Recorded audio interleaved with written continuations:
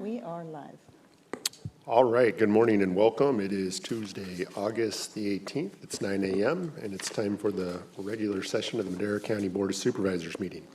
Going to go ahead and call the meeting to order.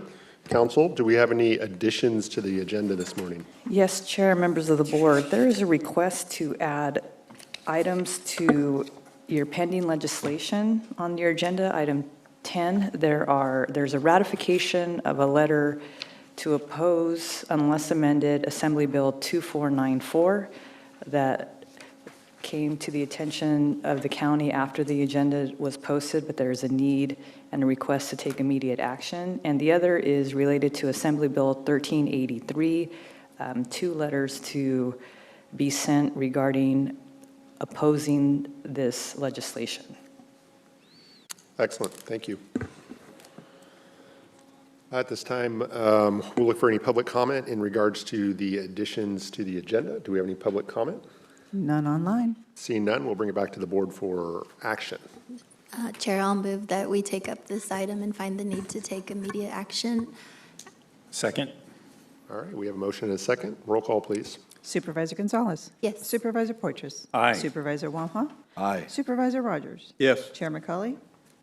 Yes, thank you. Vote passes 5-0. Excellent. Let's move on to our closed session items. Council, can you please read our closed session items into the record? Yes, Chair and members of the board, your items for closed session today include Government Code Section 54957.6, a conference with your labor negotiators. Your agency designated representatives are present to discuss all units of employee organizations and unrepresented employees, all the classifications but not elected officials. There are existing litigation matters under Government Code Section 54956.9, subsection D1. These are Madera Superior Court cases, Cardoza with a group of other plaintiffs versus the Madera County Groundwater Sustainability Agency and Valley Groundwater Coalition versus the County of Madera. There are two items under Government Code Section 54956.9. The first is conference with your with your legal counsel related to a significant threat and exposure to litigation. That's one case. And also deciding whether to initiate litigation under paragraph 4 subdivision D of that government code section, also one case. Thank you. Excellent, thank you for that. At this time, I'll look to the public for any public comment they may have in regards to our closed session items. None online. None, we will retire into closed session.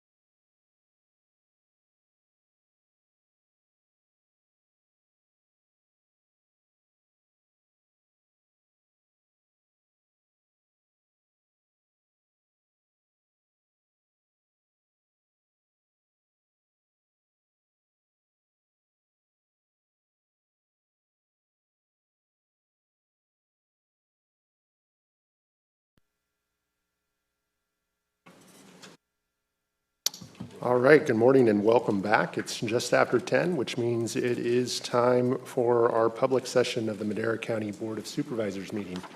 Council, do we have any reportable action out of closed session? Chair, there is no reportable action from your closed session, but there is a request to recess back into closed session when you desire. Thank you. Excellent, thank you for that. At this time, I'll look to my colleagues for anybody they would like to open and close the meeting in memory of. Seeing none, I'm going to ask Pastor Roger Leach with the Valley West Christian Center to come up and lead us in the invocation. And then I'm going to ask Melissa De Silva to lead us in the Pledge of Allegiance. Thank you, Chairman. I'm going to read from a little blessing and prayer that I made about 25 years ago that I've been passing out for a long time, but I want to pray this over our county. It's called the blessing. May the Lord bless you and keep you and cause his face to shine on you. May you be strong like a tree planted by water, with God as your source, displaying his splendor.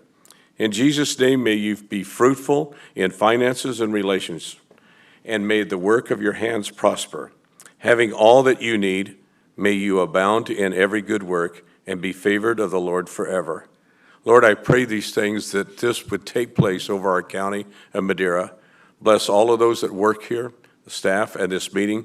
I pray your blessing over it in Jesus' name. Amen. Bless you. I pledge allegiance to the flag of the United States of America and to the republic for which it stands, one nation, under God, indivisible, with liberty and justice for all.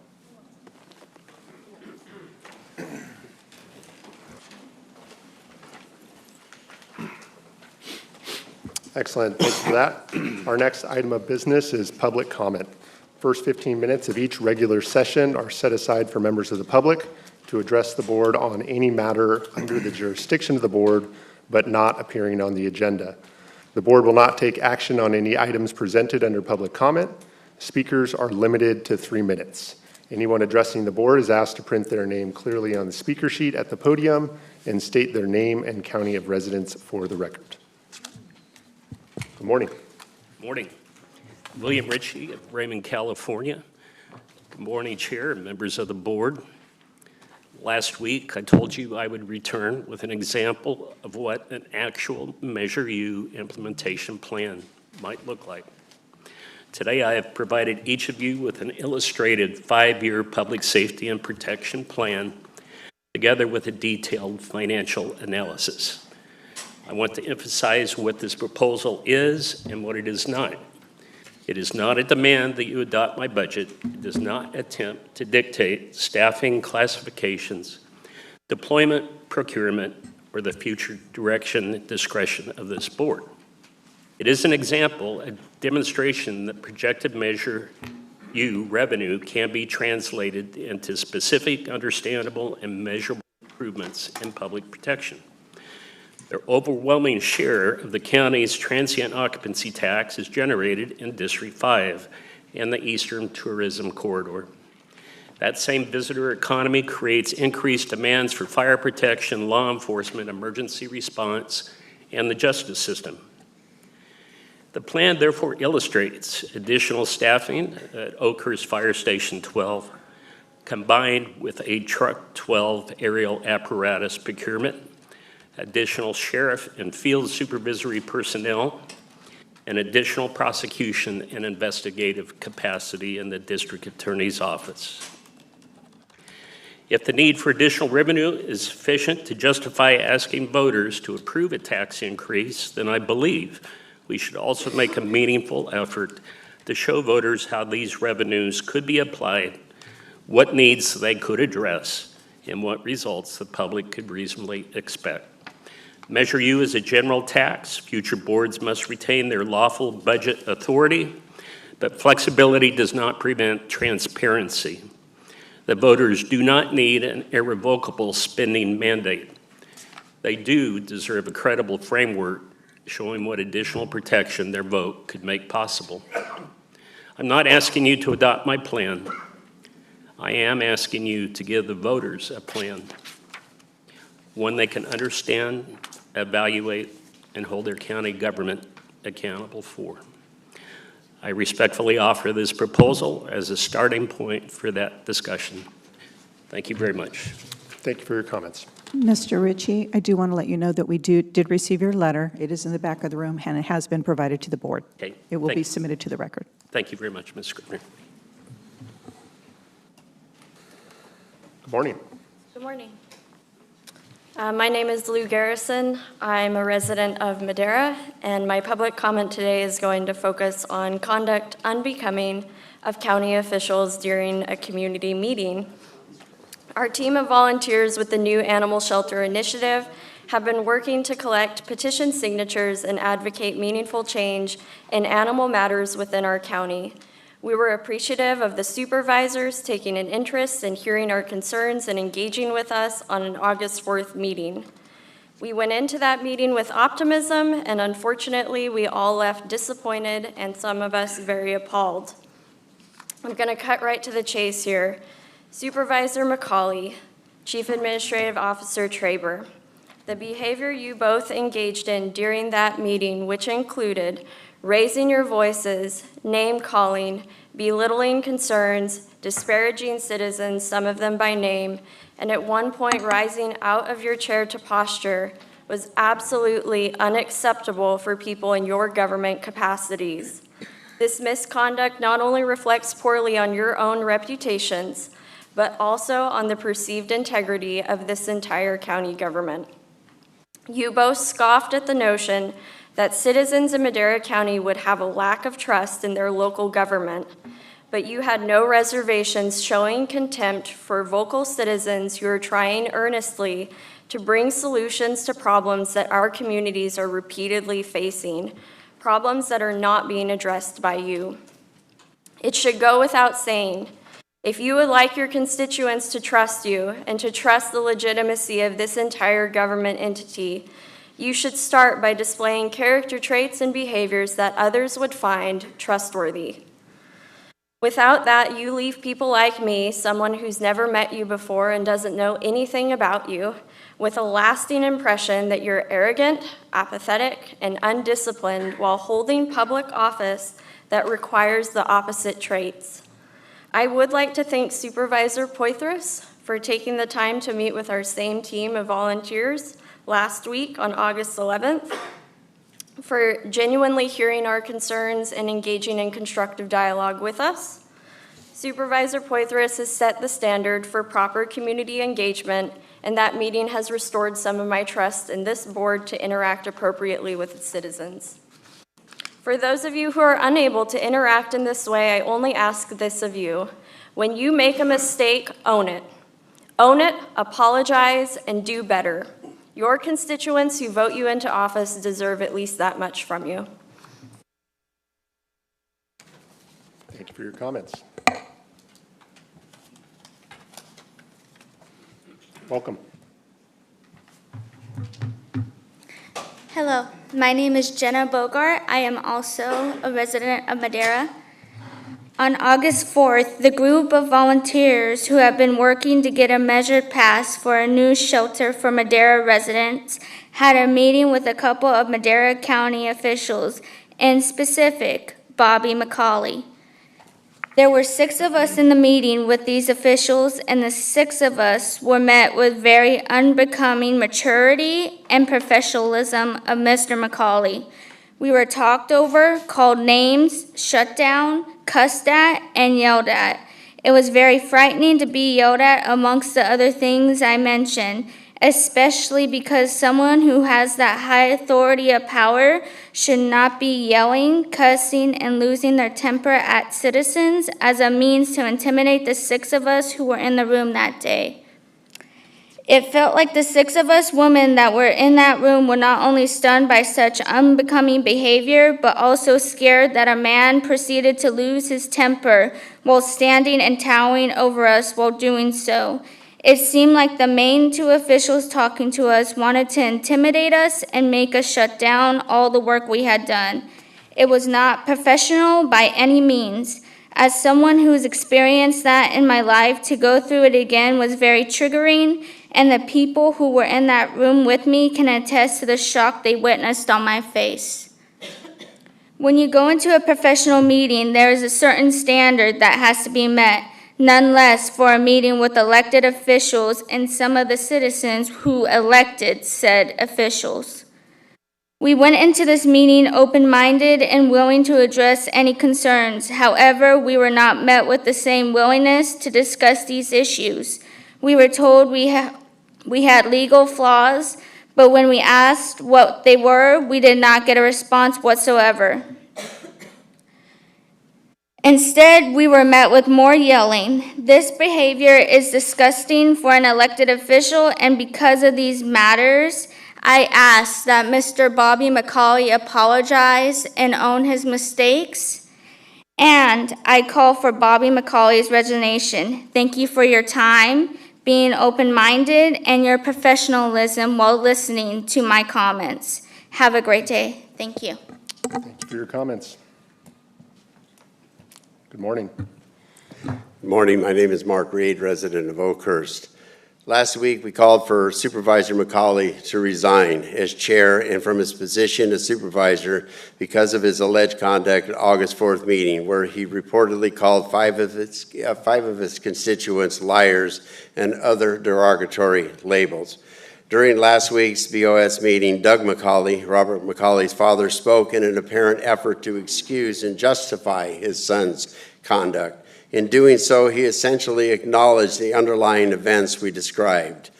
Moments ago, two courageous witnesses to the August 4th incident also recounted what they saw and heard. Taken together, these accounts raise serious questions and cannot simply be dismissed. What was particularly troubling last week was the reaction of one supervisor during Doug McCauley's presentation. He smiled throughout, and at its conclusion looked towards Bobby McCauley and said, "Good dad." That response is deeply troubling. This is not a family matter. If these allegations are substantiated, that should be a serious breach of public trust and conduct becoming of a chair of this board. Last week, the board offered no response to our letter or comments.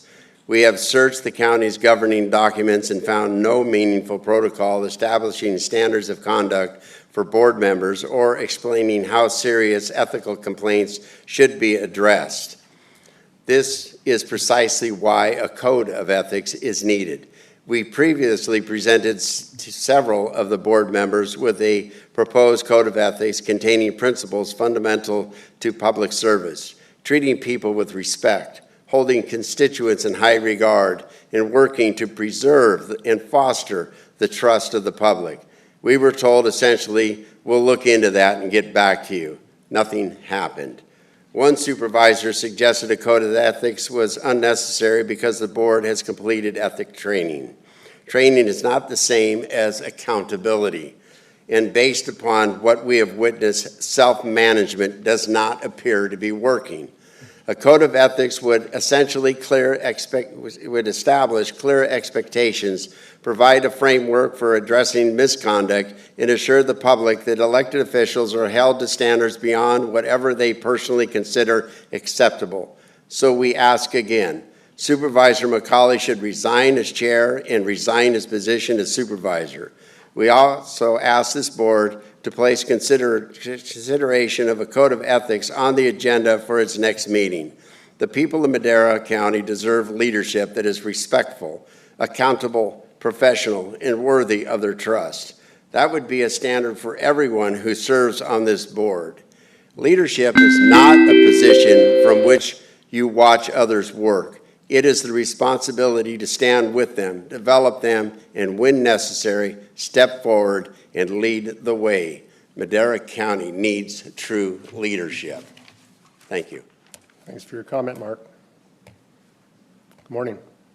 Good morning, ladies and gentlemen of the public and board. My name is Matthew Sargent. I live in Madera County. I'm here today to discuss a growing system of surveillance that creates a searchable record of where every car in our community has been, who we park near, and even details about the people inside those cars, all without a warrant. We already saw how quickly emergency powers can expand, In March 2020, California imposed one of the most sweeping lockdowns in U.S. history for a disease whose infection fatality rate in relatively healthy people under 50 was less than or equal to 0.034%, or 1 in 3,000. Ordinary people lost the basic right to decide how to live their lives. That experience should make us especially cautious about handing government new permanent tools of mass tracking. In Carpenter v. United States, 2018, the Supreme Court held that historical cell site location data is a Fourth Amendment search and requires a warrant. Flock-style cameras automate the continuous collection of the same kind of location data, where we drive, when and who we are near, and dump it into a searchable database that officers can query without a warrant. The bulk telephone metadata program was already found to exceed congressional authority in ACLU v. Clapper, Second Circuit, 2015, and again in United States v. Malin, Ninth Circuit, 2020. Do we really want an even more detailed and permanent version of that power in the hands of local government? Since 2024, 50 law enforcement officers have been charged or accused of misusing flock-type databases, over half of which specifically involved romantic partners, exes, or people officers wanted to meet. No legal justification, no crime, just public interest on the public's dime. Personal interest on the public's dime. Flock is not the only vendor. Vigilant Solutions, Recor, Genentech, LSAG, PlateSmart, and others sell the same capabilities. I will not tolerate these systems on the routes I travel and in the places I live, work, and shop. I want the cameras taken down, existing contracts canceled or not renewed, and a full public audit of any past use, including searches conducted for personal rather than the legitimate law enforcement purposes, with results made available to the public. Benjamin Franklin warned, those who would give up essential liberty to purchase a little temporary safety deserve neither liberty nor safety. General John Stark put it even more bluntly, live free or die. The safety of our neighborhoods does not come from cameras that record every movement of every residence. It comes from all of us, neighbors, families, friends, and local non-governmental institutions working together to build a peaceful community. I urge you to choose liberty and transparency over permanent warrantless tracking. Thank you for your time, attention, and consideration. Thank you for your comments. Good morning. Good morning, Supervisors. My name is David Hall. I live on Critter Creek Lane in Oakhurst, California. My comments this morning are related to the proposed STVR ordinance. I stand here today not surprised, but immensely disappointed. We're going to have an entire item for that. So this is for anything, this is public comment for anything not on the agenda. So for an agendized item, that would be the appropriate time to provide comments on. At the time that the agenda item is brought up? Yeah, so we're going to do I didn't consent realize calendar. that you allowed that. Yes, we do. Okay, no problem. Absolutely. Thank you. Appreciate you being here. Good morning. Good morning. My name is Mateo Brewer. I'm a resident of Coarsegold. I'm here to speak about flock safety cameras and the broader implications for privacy and public oversight. I have 4 main concerns. Number 1, it's a platform, not a camera. Flock advertises these as simple license plate readers, but in practice, they function as a much broader data collection and surveillance system, capturing detailed images of vehicles and their surroundings, along with time and location data, and then storing that information in a searchable database hosted on corporate cloud infrastructure. Number 2, documented loss of local control. In Flock's sales pitch, they emphasize local agencies control their own data, but in the following 3 cases, Flock acted without the consent of the local agency, raising real concerns around privacy, transparency, and oversight. In Mountain View, Flock enabled a nationwide setting without police knowledge. Federal agencies then accessed local data. In Cambridge, Massachusetts, Flock installed cameras after the council ordered deactivation. In Washington, Border Patrol accessed 10 departments' data that had never agreed to share. Number 3, they are hackable and easy to misuse. A camera was demonstrated to be hacked in under 30 seconds. In multiple jurisdictions, police officers have been arrested after allegedly using license plate readers to track and stalk their exes. Public record requests revealed Flock executives have viewed hours of footage of areas where children play, swim, and do gymnastics. Number 4, mass surveillance violates our constitutional rights. We, the residents of Madera County, should not have to sacrifice our right to privacy and freedom of movement in the name of public safety. When mass data on ordinary residents is collected and stored in systems like this, it creates a permanent record of people's movements, regardless of whether they are suspected of any wrongdoing. That has real implications for civil liberties and privacy violations. Public safety is obviously important, but we can choose to support both our fundamental human rights and public safety by prioritizing programs that support people's well-being over ones of surveillance and carceral control. So before a contract is renewed or signed, the questions we should be asking are who has access to this data, how is it being used, and what safeguards are in place to prevent misuse. Given this information, I'm asking the Madera Board of Supervisors to conduct a full audit of how Flock data is being accessed and shared, disclose any agreements with outside agencies, and reconsider whether this system aligns with our community's values and expectations around privacy, and consider taking a vote to cancel the Flock safety contract. Thank you. Thank you for your comments. Do we have any additional comments in the room? Looks like we have a couple online, so we're going to go online. Okay. Go ahead and start with Michael Masuda. Hi, I apologize I'm not there in person. My name is Michael Masuda. I am running for Congress in the California 5th Congressional District. It covers a big chunk of Madera County. And today I was just here to introduce myself and share a little bit of information. So for those of you who don't know, the redistricting that happened under Prop 50, it took the 5th District and it moved it deeper into the Central Valley of Madera County, and it added it to what I believe is now the largest district in the state of California. It's 24,000 square miles, the size of West Virginia, stretches all the way up to Alpine County, down to the tip of Inyo, and it goes into the Central Valley in Stanislaus County, where I live. Sorry, I should have said that at the beginning. I live in Stanislaus County, and into Madera County and Fresno counties as well. I am running for Congress because I have 2 little kids, a 4-year-old and a 2-year-old, and I want to build a country that respects who they are and gives them opportunities to work hard and build lives of their own. I am hosting some town halls coming up here, and I wanted to make sure that the community knew about it. I wanted to invite everybody to be able to join these things, ask your questions, share your thoughts with me. I know there's a lot of things happening both in our communities and across the country, and I wanted to make sure folks have a chance to talk with and learn a little bit more about who they get to vote for this November. The first one we're doing is actually it's August 27th, not next week, August 27th. Between 6 and 8 p.m. at Lionstown and Country Park. We're going to be at the pavilion there.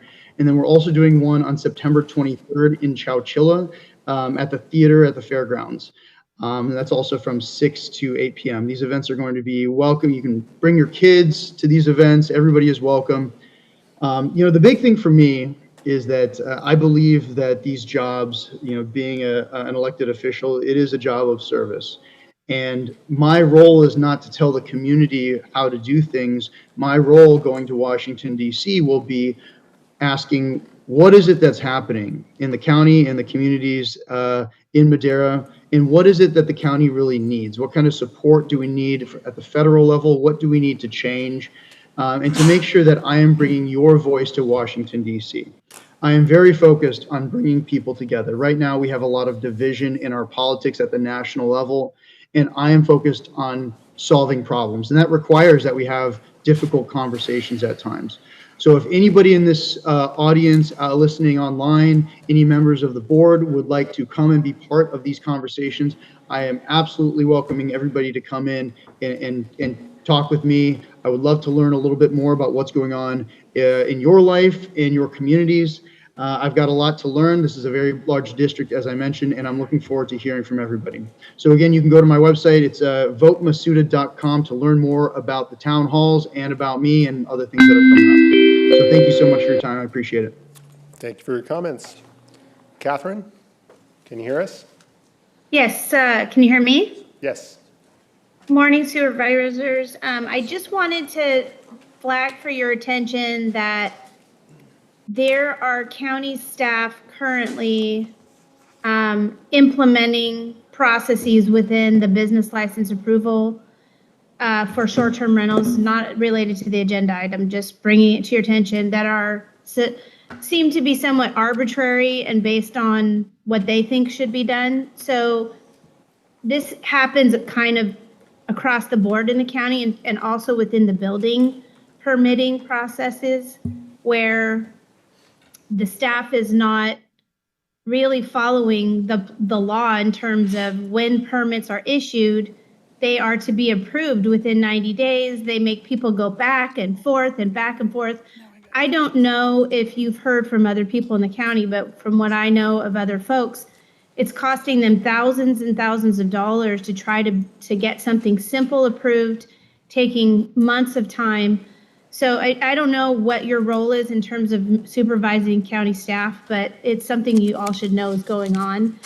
And then I would like to just point out, to support the folks talking about the cameras, there's already been Supreme Court decision making on these cameras. They're called geofence warrants that should be given. I think the county continuing to contract with anyone, not just Flock, but other camera surveillance systems, you have to know that this could open you up to litigation under Title 1983 civil rights litigation, because a lot of this surveillance can lead to civil rights violations.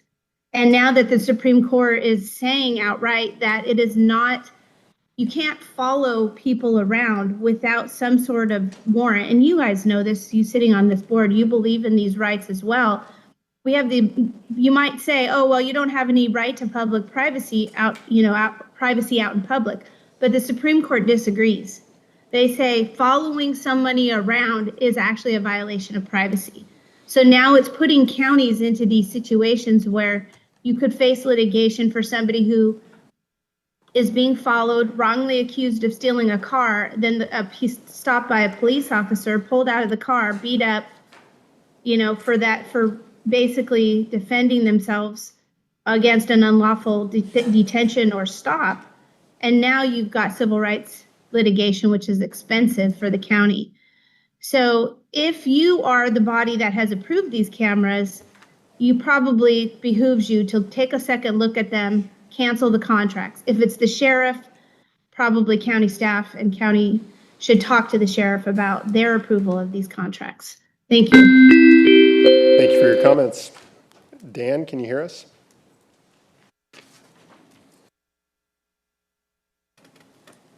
Good morning, Dan, can you hear us?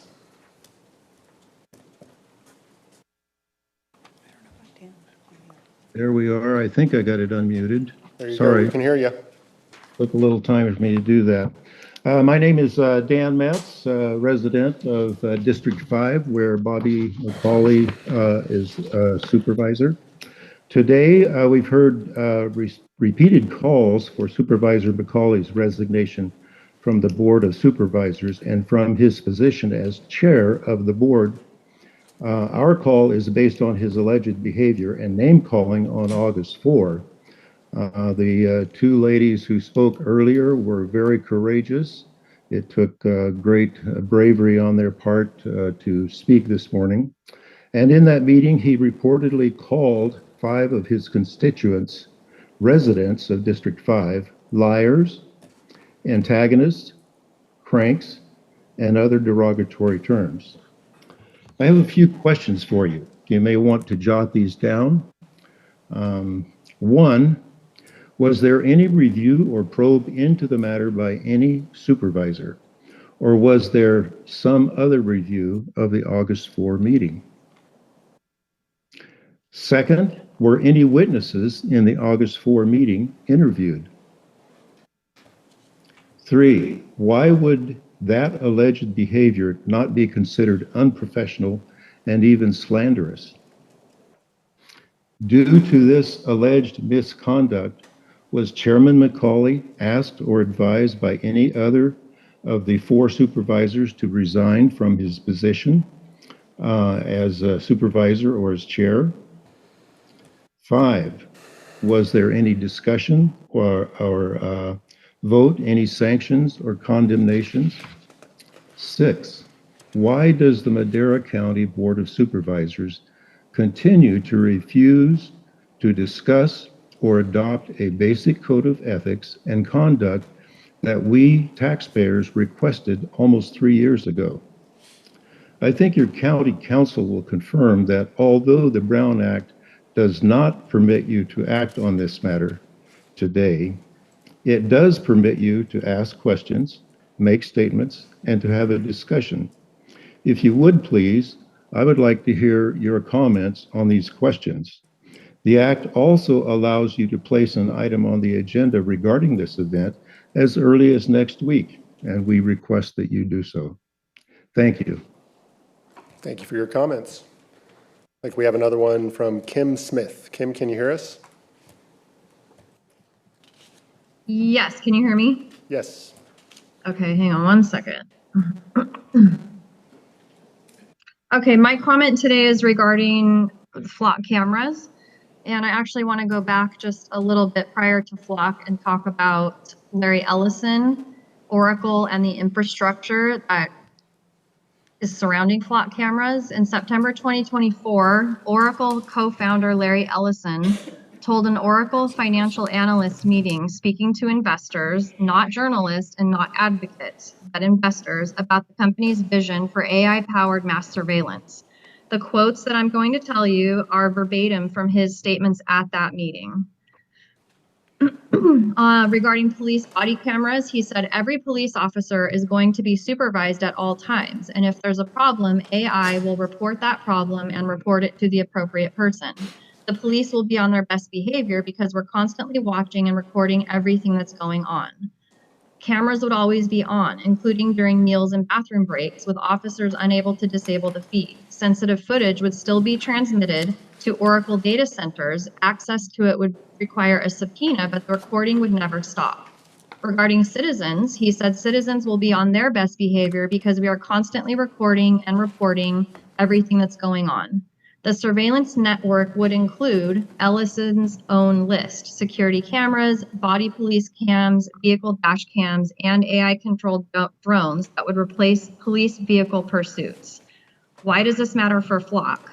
Flock Safety is one of the front-end cameras feeding the kind of network that Ellison is describing. Oracle is building the back end. The two are not formally connected as a single company, but they are part of the same architecture. Cameras at the local edge, data flowing to cloud infrastructure, AI analyzing it in aggregate. In January 2025, OpenAI, SoftBank, Oracle, and the Trump White House announced Stargate, a public-private partnership to build $500 billion of AI infrastructure in the United States. Oracle is providing the data center backbone. Ellison is one of the project's 3 principal figures.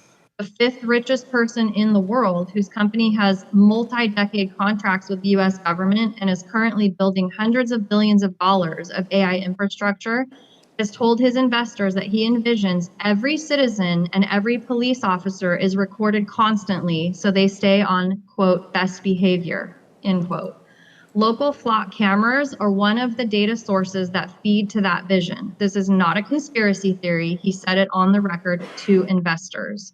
So I am urging you, along with many other people, to end contracts that you have with them, because we have a Fourth Amendment right that is very clear in our Constitution to the right of privacy. And when we're driving down the road, yes, when we go into stores, that's I guess different because they're protecting their assets, but we have a right to privacy when we're inside of our own cars, driving down the road, minding our own business. And I'm urging you to cancel contracts with Flock.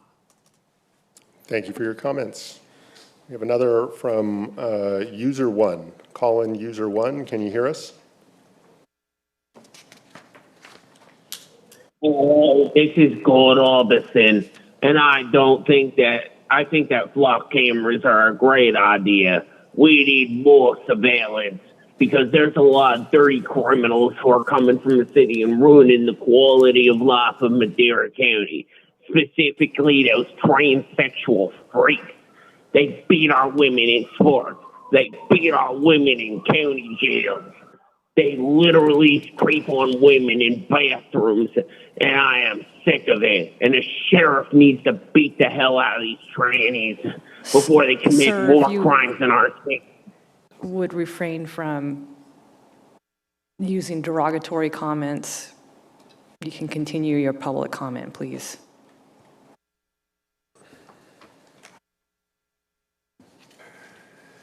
And right now, you are not respecting free speech. It is my right to say these comments. The First Amendment does not have an exemption for hate speech. And you need to shut the fuck up. And we also need to keep these.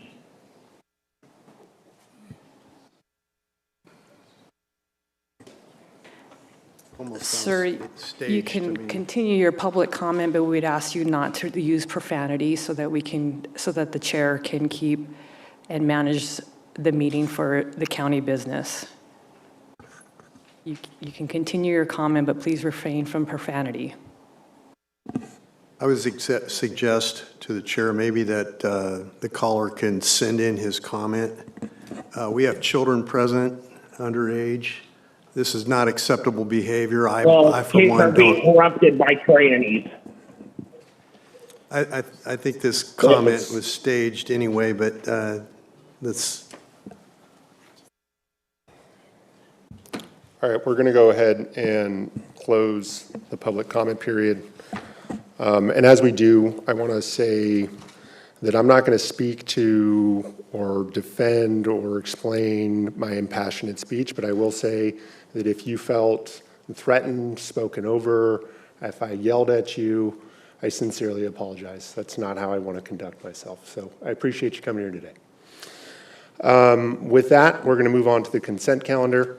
All matters listed under the consent calendar are considered to be routine and will be enacted by one motion. Do we have any items that anybody would like to pull for further discussion this morning?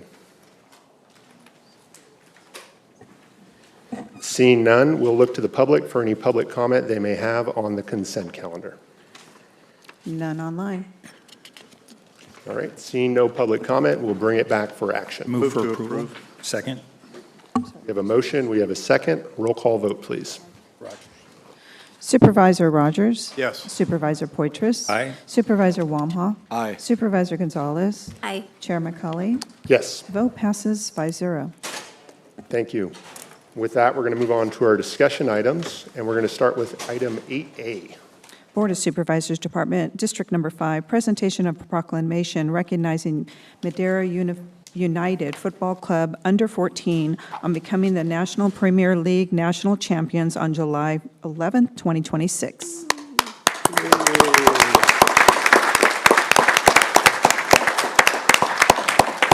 I just want to start by saying what an amazing accomplishment, and I want to invite Coach Zapata as well as Alvarez up. Perhaps you might want to say a few words in regards to this accomplishment and what it means to you and the players, and then I don't know if any of the players want to share some comments, but you're also more than welcome to come up and share with us. Yes, just right here.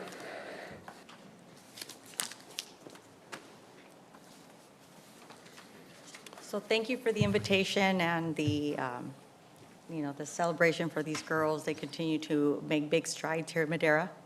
As Madera United FC coaching director myself, we established this club a while back with just 5 teams. We're at 20 teams, and these girls came into our club in 2021 and have just set the bar for all our other teams to try to achieve the greatness that they have. So we're very proud of them. We had Coach Jesse come on in 2021 with this specific team. We had to kind of encourage him to take on the team when we started them at 8 years old, and he's done a tremendous job in encouraging and just challenging the girls to perform at the best that they can. So I just want to give him some moments to talk. Thank you for having the girls here, the team here. Really appreciate it. It's a big honor. These are really strong young ladies feeding our community, all 3 high schools. Not only one sport, they have multi-athlete sports. All of them have great academics, and they're going to be good people, and great job. We're super proud of you girls. Excellent. Can you help us explain what they had to go through in order to accomplish this?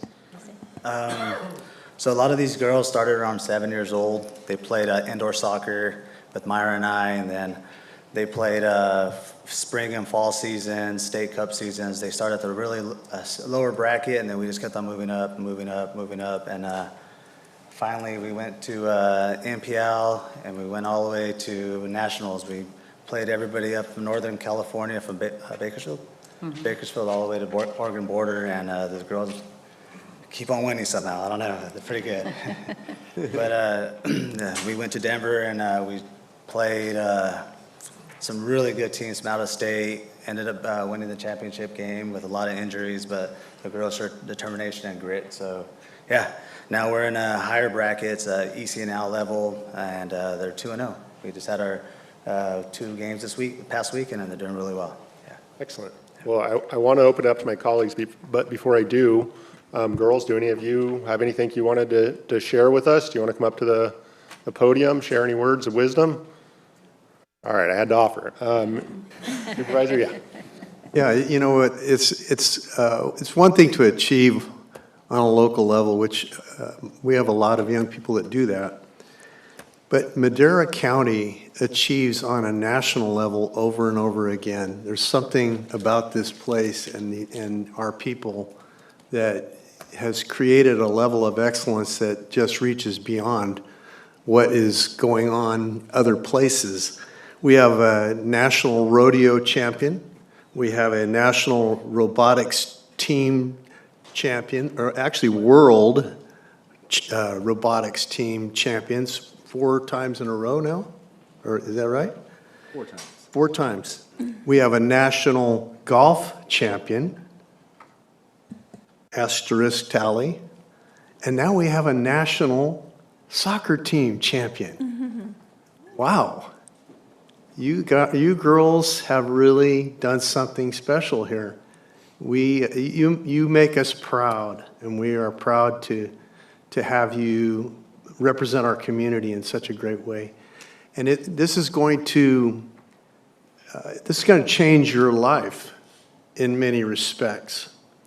This is going to follow you, and you're going to remember these achievements, these goals you've set, and these accomplishments you've made, and you're going to do great things in your life as a result of it. I know this. I know this happens. So good luck, and thank you for being such great young ladies. Thank you. Thank you for that. Supervisor? Good morning, ladies, and welcome to your chambers. This is where we conduct the business for each of you and your families. I want to congratulate you on this notable record, but I want to also acknowledge the parents and guardians of these young ladies who helped get them here. It's not easy. I know that soccer parents. My sister-in-law is a soccer mom, and she's everywhere all the time. So congratulations. Thank you for your sacrifice and what you do for these ladies to pursue what they love. So congratulations. Excellent. Supervisor? Yeah, thank you, ladies, for being here. And this is such an awesome accomplishment. And I don't want to turn this back on me, but I do want to note that I watched my first soccer game from start to finish this last World Cup, and I watched like 8 of them. And I learned what offsides was. I learned all these things. I had no idea. I didn't even know what it was until I was on Google and ChatGPT trying to figure out how all it was. But I really have found like a love for the sport of soccer, and I think this last World Cup's brought it out. So my interest has gone way up. I think a lot of people's interest during this last World Cup has gone way up, and just gave me a new appreciation for the game and the athletes. And I am just so happy that you guys get to have this type of accomplishment at this moment in your life, because it's such a formative moment that you guys will always be able to look back on and realize that you achieved something great by working hard, by being a good teammate, that, you know, when you felt like giving up, you didn't give up. All those little things, it really plays out into life, and I'm just so proud of you. Thank you. You know, for me, it wasn't so much FIFA as it was the National Premier League, but we each all have our own thing, so. I'll have to Google what that is. I have no idea. Supervisor. I'd just like to congratulate you all for your great achievement, and I bet you're just overwhelmed by everything we're saying up here, right? Isn't it just like, gives you tingles? You're probably saying, when are you guys going to shut up? But anyway, thank you so much, and I just, in great effort and all this great time, parents and coaches. I mean, it's awesome, you know, to think about all the hours and commitment, and it just kind of shows you, if you want to achieve, you have to put that time and effort into it. And so we've talked about what you're going to achieve, what you have achieved, but I even see greater things for you. So I'm looking at the, under 16 championship, national championship. Is that what's next? So I just like to encourage you to move forward and bring that back. So great. Thank you so much. Excellent. Thank you for We that. do have a home game on Sunday here in Madera at Madera South High School. If you get a chance, go out there and check them out. What time? Is that 10 a.m.? 10 a.m. Excellent. Okay. Well, good luck, ladies, on over the weekend. Before we let you go, we're hopeful we can gather up real quick for a quick photo. We do have a proclamation we'd like to provide you. So if you want to come up to the front here, we'll have a quick photo.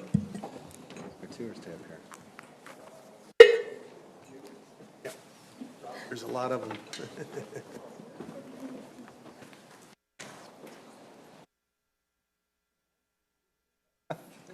Oh, I don't have a cup. I think we have to get a bigger certificate. This chair out of the way here.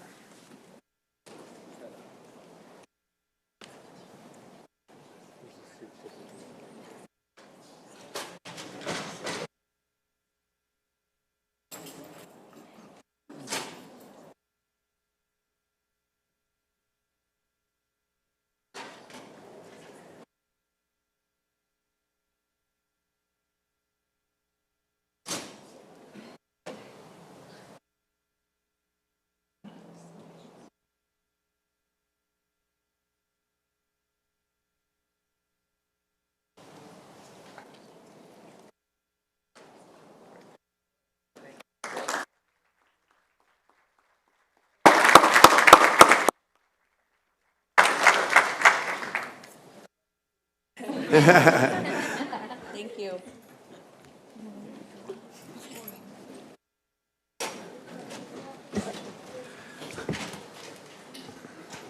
There's a little 10 two-letter word saying that I always told my boys, and you can take this in context, but if it is to be, it is up to me. And so it's about dreaming and doing. And they certainly did that, didn't they? Excellent. With that, let's go to item 8B. Community and Economic Development Department Planning Division, short-term vacation rental amendment, introduction of an ordinance amending Title 18 of the Madera County Municipal Code by adding Chapter 18.119, short-term rental, vacation rentals, waive the first reading and set the second reading for September 1st, 2026. The proposed amendment is exempt from CEQA under Section 15061, Subdivision B3. Good morning, Mr. Chair, members of the board, Jamie Bax, Development Services. As we pull up this presentation, I did want to introduce our team that we have here today. Trevor Stern, Senior Planner for my office, has been championing this item, over the last year and a half. So kudos to you and thank you for your time on this. Also, my staff is here from Public Works, Building, and Environmental Health, if any questions happen to come up in the meantime. So with that, we're going to go forward with a brief presentation, kind of going over where we started and how we got to where we are now. So just so we all know, staff is here because a few years ago, we did get a grant from the state of California, SB2, to update our zoning ordinance in its entirety. With that, we brought it forward to workshops and public hearings. We did bring it to a planning commission hearing where staff was directed by Planning Commission to add a section on short-term vacation rentals. So that's what initiated this process and began that work on it. We did hold quite a few workshops throughout the couple of years that we've been working on this, including multiple meetings that we have held with interested stakeholders and property owners as well. Some common themes that have been brought up throughout the process we have looked at in the ordinance. That includes utilities, whether or not to notify or gain approval from those utility providers, a per parcel maximum that we did have on previous drafts that we have eliminated. Also, the ownership cap and ownership type that we have eliminated as well. We have looked at occupancy limits and increased those as well as per Planning Commission recommendation, included from 2 to 3 to the initial 2 per bedroom. We also did eliminate the general liability insurance requirements and did change and clarify the violations and enforcement section to be consistent with normal code enforcement procedures. Also included are trash service requirements. We did remove the photo identification requirement and did clarify some of the grandfathering as well. So the Planning Commission, as mentioned, did hold a hearing, did recommend changes to increase from 2 per bedroom to 3 per bedroom. That's listed in the occupancy section. Also removing the renewal policy, which we did remove, and removing any redundancy throughout. With that, Planning Commission did recommend to your board determining this item to be exempt from CEQA and recommended approval of the ordinance itself. And we're available for any questions. Jamie, a couple things before I open up to my colleagues. I'm hopeful you can, 2 things for us, kind of explain the process for the renewal or the transfer process if an asset is sold. And then I'm also hopeful that you can touch on the business license and STR permit. We've had conversations in the past around why we can't roll those together, and I'm hopeful you can explain for the public that. And I know, again, that we've had some conversations around a simplified process with shared software through the tax collector's office and your office, and how that process should be simplified. So I'm hopeful you can speak to that process, as well as, again, our obstacles around rolling that into one license. Absolutely happy to answer those questions. We do have a permitting process in place, as you all know. We utilize Computronics for that system.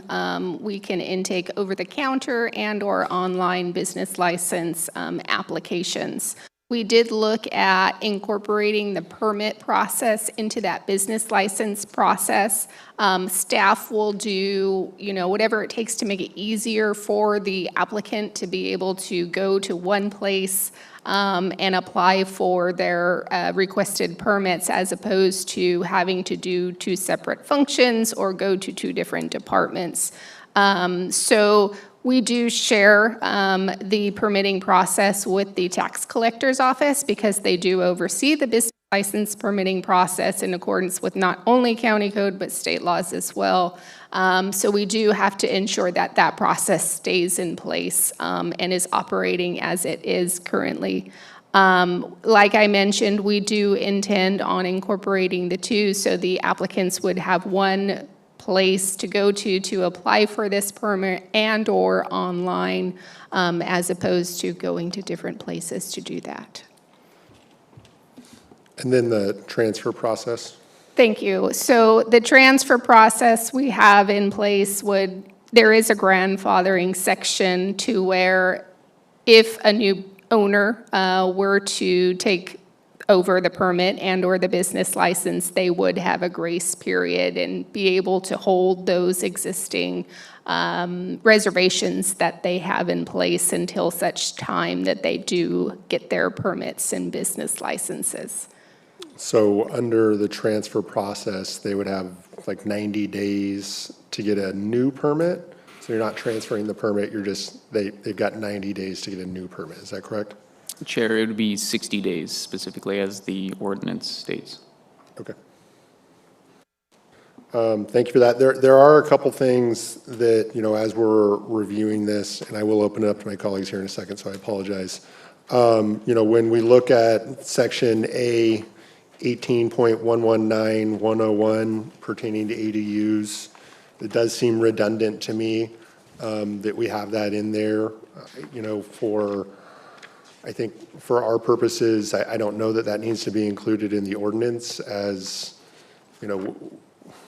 again, redundant. We know that there's a covenant on, an ADU that it's built with, certain incentives that can't be, a short-term rental. So I think just putting it in the ordinance I think is obviously making people uncomfortable. So I'm hopeful we can take that out.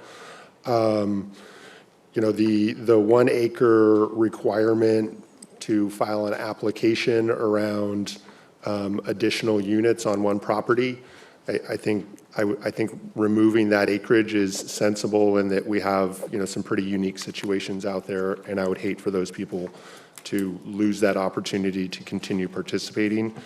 And then the last one, kind of a question around this. That's the Public Works review of water and sewer systems during an application.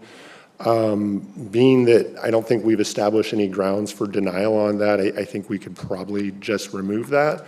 The one caveat I would say is that I think there still needs to be requirement from operators to be transparent around water quality issues. So if there's some sort of compliance order, they should have to post that information and share that with their guests. So that's all I have. I'm sure we have got lots of comments, not only from the public, but from my colleagues. So I'll take a second, open it up, and we'll start to my right.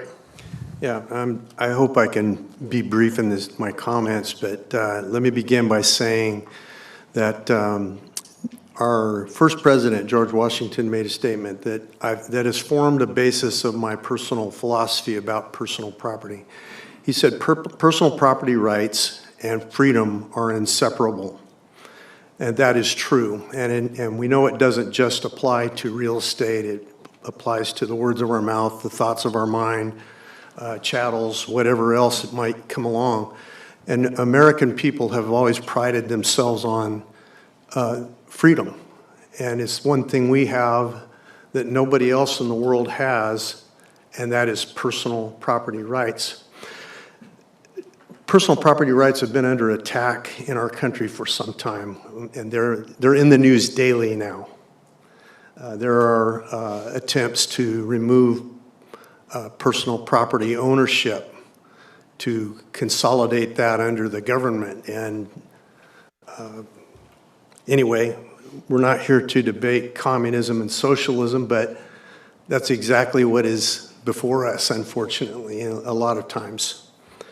I'm not saying that this is a communist document, but I am saying that I feel that much of what we do in forming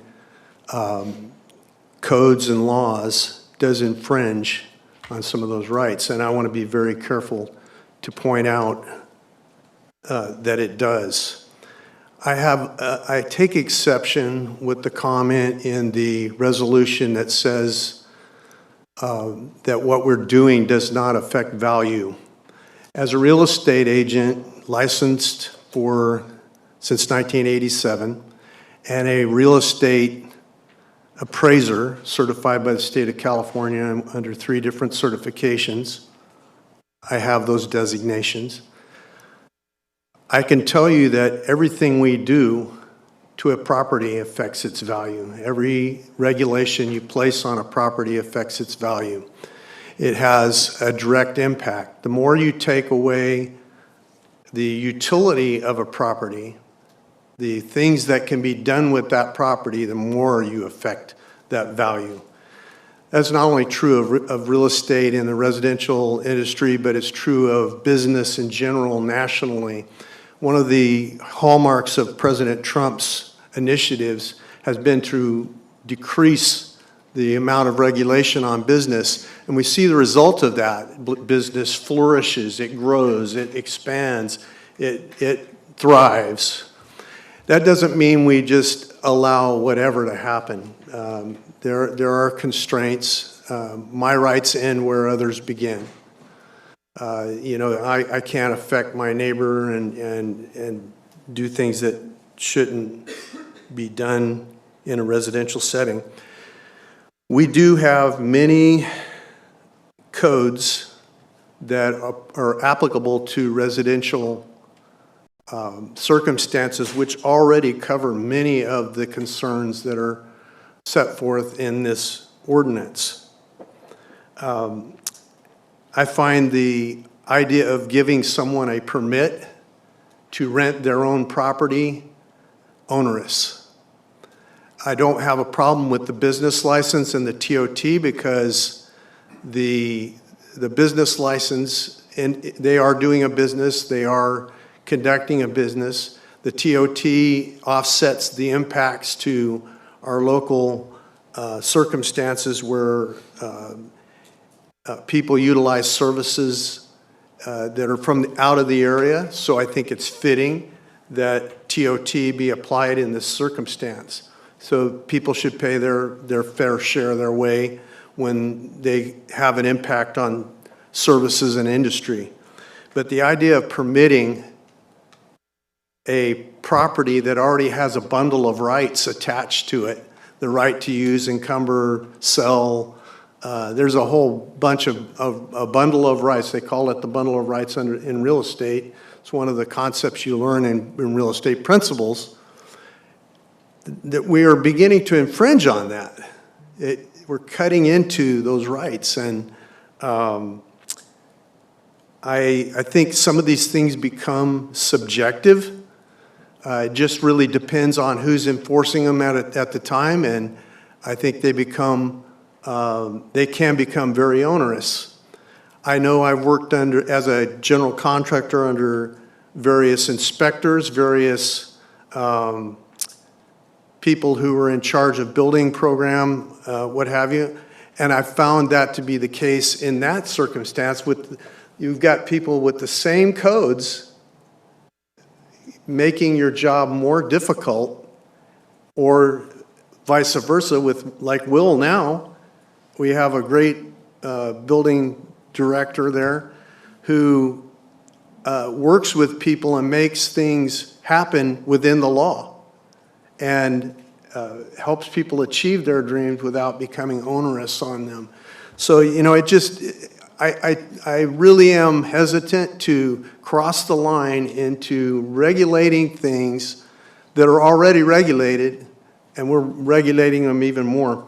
I would say do away with the permitting process, the inspections, because I don't believe we need that. These are residences. They were permitted. They were built. Everybody knows you need fire smoke detectors in your house. You do that. If you don't want to be sued, these people know these things. This is a requirement, I think, of Airbnb, that you have some of these components in place. And the free market will answer the questions for a lot of these things, and I believe these owners will answer a lot of the questions because they don't want to be sued for a circumstance. They're operating a business. They realize there is a liability there. They don't want to create more liability. But I think, limiting the occupancy, here's another thing, 3 per bedroom. I'll give you a scenario where my grandchildren, I have 10 grandchildren, they're all little kids. I rented an Airbnb in another part of the state, and the owner said, only so many per this Airbnb. But the 1 bedroom had multiple bunk beds. I was able to house all of my grandchildren in that room per their instructions, and that was 10 in 1 room. But they're little kids. So, I find the limiting of 3 per bedroom. I have a question in that regard. Do we enforce the code in the planning code that we have now, the occupancy code? Do we enforce that code on residences now, where people actually, I know circumstances where there are more than 1 family living in a single family residence, and that happens. Are we enforcing that code now? I don't see us going out and doing that. I don't hear about it. So here we're creating a rule. We're creating a parking rule for an Airbnb that we don't have for residences. They have to do that anyway as a residence. So we're just creating. I feel like we're making rules we're not going to enforce, and we're creating an onerous circumstance for someone to call in and complain about what's going on, and for a residence that was built as a residence, and people lease out their residences all the time, and they have for hundreds of years. That's the way it's happened. And we didn't have to make a rule in that regard. I just find it a little bit beyond the pale. That's my personal opinion. Thank you.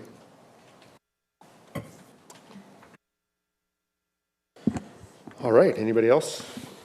Yes, Chair, thank you very much. And Jamie and Trevor, thank you, and I can't say that enough because the number of staff hours, I guess I can include Matt in this too prior to your ascension, but countless hours. I mean, this is unreal. I mean, quite honestly, way too many staff hours in my opinion. And the hours that you guys gave me, I think minimum of 6 or 7 hours that I've spent with you going over these documents. And I'm a little disappointed in myself as well. I had 2 pages of notes that I left on my kitchen counter this morning. But I will run through this, and this has been watered. When I first saw this draft, I was like, this is absolutely insane. No way would I ever be supportive of that. And then little by little, it got whittled down, whittled down, whittled down. It's very watered down to the point now where it's like, what is the goal that we're hoping to accomplish with this? That's really, the main question. And I know when we talked yesterday, we went over a lot of my concerns again as well. But let me just run through the things that I can. Occupancy standards. This would be us creating an ordinance that we can't enforce. The only thing that we could do is see if a listing advertises for more than what they're allowed under the permit. And then it comes to the idea that we have to, receive complaints, then we have to do an investigation, we issue code violations or warnings, and then we start the ticker down on serious and egregious, well-documented violations that would get their license revoked. I'm just not interested in being the occupancy police of short-term vacation rentals. I'm just not. And I think it's difficult to enforce seeing that the only mechanism you have is seeing what they're actually advertising on their hosted sites. Parking is another thing. You know, this ordinance says there shall be no parking on the roadway. How are we going to enforce that? Are we going to go there and ask them, you know, if that's their vehicle out front? Are we going to ask them if they are a day guest or an overnight guest? Are we going to allow, it's not enforceable. We can't do it. If we see 3 or 4 cars parked out in front of a short-term vacation rental that are on the street, we can't determine whether or not those are the overnight guests. We can't determine whether or not they're day guests. We can't determine a lot of these things. And quite honestly, if we want to go down the road of parking, I think it is certainly an issue. It can be an issue and a nuisance issue, especially where on more narrow roads, where, you know, like in Bass Lake, for example, where some of those roads are so narrow, one car blocks the entire road. Well, I think we need to start, if it is a problem and they're legally allowed to do it right now, we need to consider, you know, certain portions of our roadways having no parking signs.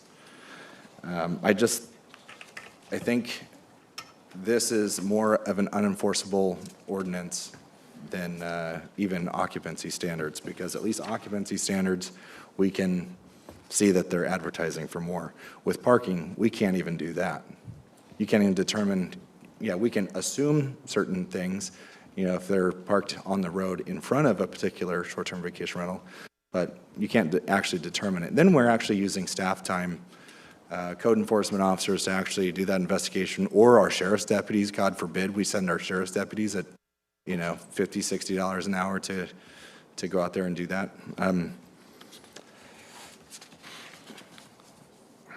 We have ADU issues or certain grandfathering issues where, and this is something I really hate about government. Let's assume someone has a current short-term vacation rental listing in a converted garage in their house. It's a very nice converted system, you know, looks very, very nice. They're a super host on Airbnb. They have 5-star reviews all over the place, and they now have to apply for a short-term vacation rental permit. What would happen to that person right now under this? They would probably be denied because it's probably considered a JADU. And why is that a problem? Under current legislation, junior accessory dwelling units are not allowed to be rented out on a short-term basis. Well, what if it was a room inside their house that they want? You know, the genesis of Airbnb was people are actually renting out rooms in their own house. I know this was over a decade ago, but what if someone was renting out a room in their own house, 1 bedroom? What would be the case under this ordinance? Per the ordinance, if you were to rent out a room, then you'd be considered a hosted short-term vacation rental, and you'd have to go through the permit process, just as if you were renting out your entire home as a short-term vacation rental. And I want to make a clarification on that for my colleagues, because I think this is an important point to understand, is that currently that's not allowed. Currently, if you want to rent out, you know, your attached garage that has been converted, or you want to rent out a room in your home, that would require a conditional use permit. Through this, the permit or the ordinance we're reviewing today, that allows that process through a simple ministerial permit. So I think, you know, it is important to recognize give and takes and where we're making things easier for folks.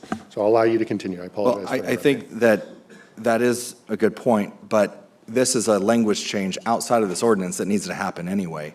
But, I mean, this is what I hate about government, is that someone who wants to rent out 1 room in their house is now considered a bed and breakfast, that they would now have to pay a $7,000+ application fee, go through the entire planning commission process, get recommendations on improvements they would need to do to their land in order to rent out that room. This is a classic example of what people hate about the government process, and I don't want any part of it. If we want to really strip out, you know, a lot of these things and just make it about nuisance, This is the deal. Nobody wants to live around people that are loud and making noise at 2 a.m. They don't want trash all over the place because of a short-term rental. People don't care about the property. They don't want their driveways blocked, and they don't want it to look like a constant party place 24/7. They don't want people outside, from LA with their campfires thinking that they're in the mountains, they can just, light a campfire anywhere they want. They can't. So I think these nuisance things are something that we can address. But when it comes to everything else, I don't even want to deal with it. I just don't. And I think this is a classic example of government overreach. If we want to do a permit and only address the nuisance issues where, if they get so many complaints about noise or trash or what other nuisance things we want to come up with, I would be generally okay with that. But we're still asking people to pay an initial fee of 10 staff hours. That is, how much is it? It's approximately $2,400 initially. $2,400? At least that's what's proposed. $2,400. This is just, I'm not a fan. And I think that if we do move forward with this, it needs to be stripped down even more, only related to nuisance type issues. And I want the government out of it as much as possible. I want to preserve the private property of the neighbors around them in regards to, their right to have a peaceful environment and their right to not have trash everywhere and all the things that make their quality of life bad as well. So those are my thoughts. Okay, thank you for your comments. Yeah, thank you, Mr. Chair. Yeah, it's really good to hear that, Supervisor, you got 6 to 7 hours. I got 12 minutes yesterday from Jamie. No, I'm teasing. It was longer than that. It was briefer than 6 or 7 hours, but it was quality. So that was great. And so, and we went over some of the things, and we found some redundancies and so forth that really didn't need to be in there. And I also questioned the occupancy standards because it's, as far as I'm concerned, like I always think about my next door neighbors. If I had 40 people next door, but they're quiet as a church mouse, I don't care, but there could be 2 people next door and they could be raising a big ruckus, and that's a problem. It's more about, again, my ability to live peacefully in my home, and I think about it the same way with the occupancy standards. I mean, how do we enforce that? We're not going to send a sheriff's deputy in there and start counting people, and then we have to have like a Sophie's Choice situation where if there's one too many people in here, who's going to leave? And, well, the baby, let's get rid of the, anyway. So, I'm not a fan of that. And the other thing, the parking on the street, I look at that as a law enforcement thing. I mean, if I've got a street, and I'm guessing up in Oakhurst and these other areas, if there's a car parked in the street, I mean, that's the issue for the sheriff to deal with. CHP. Or CHP or whoever, any day. I mean, that's what they do. And so, or if their car is backed out on the street, again, that's a law enforcement thing to deal with. It's not a code enforcement or something that should be. I mean, that's just, again, an everyday thing that's somebody's obstructing traffic. So, that really doesn't need to be in there. So, yeah, there's a lot of things that probably need to be pared down, but my colleagues have already, mentioned a lot of things. So that's it. Thank you. Thanks for that. Before I open it up to public comment, I just want to make a couple follow-up comments, specifically in regards to, I think, a comment about some of these things are already regulated, noise ordinance, trash ordinances and things of that nature. I think it's important to understand that none of those are tied to a resident or a property owner's ability to participate in the short-term rental market. And I think, Supervisor, you kind of talked about this a little bit around, hey, we want to be able to deal with nuisance. And that's, at the heart of it, I think somebody asked that question, what are we trying to accomplish here? We're trying to deal with nuisance properties, folks that are bad actors in the industry. And I think for the most part, folks that are participating in the industry are genuinely, trying to be good actors. They want to be respectful of their neighbors and neighboring property owners. But we have to be realistic that not all of them are. So when I see sewage coming down, the road, I get reports of that. That's a problem. When I see photos of people with a tour bus out in front of their house saying this is a short-term rental, a tour bus in front of their home, that's unacceptable in my eyes. Similarly, folks doing a corporate retreat with, a dozen cars out front, parked on the street, parked on the field, these are problems from my perspective. And I understand the concerns about enforcement and whether or not we're going to be able to get 100% of the folks that, break the rules. And that's not the point, because we're never going to get 100% of the people that break the rules. But what I will say, if we put occupancy standards in place, and if we can only enforce them on advertising, I'll say a majority of people are going to adhere to those occupancy standards. And the situation for residents that have to live next to these short-term rentals is going to be better. Similarly with parking plans, it's not a huge lift for an operator to put together a parking plan and request that the people that stay in their homes adhere to a parking plan. This is not something that, is going to ruin your business. So will everybody adhere to the parking plan? Probably not. But I'm going to go ahead out on a limb and say that, life for the neighbors of people living next to a short-term rental will probably be just a little bit better on average. So those are my comments.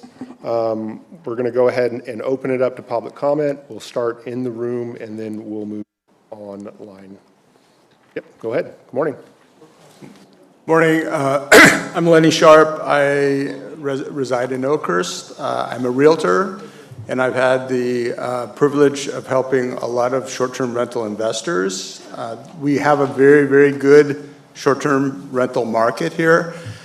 And I will say, a quick aside, I do fully support the Madera County STR Alliance 9 addendums that they want to add, but I just want to bring up a couple things that maybe I haven't heard. So number one, let's not forget, we have the privilege of hosting people from all over the world. And a little story, I've been an Airbnb superhost myself for 10 years.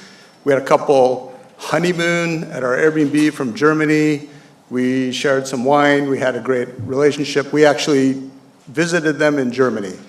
And so, like I said, there's people that literally have life-changing events coming to our area, and many of them would prefer to stay in an Airbnb than a hotel. So that's one. Other is economic impact, and I know we've talked a lot about that. Obviously, investors, homeowners, there's a lot of people that are benefiting, but there's a lot of other people that benefit. All my clients fix up their houses. They are hiring contractors, they're hiring plumbers, HVAC, and they're investing in the homes to bring up the value and provide a better experience for the guest. And so a lot of those services are benefiting because of the money that's coming into our community.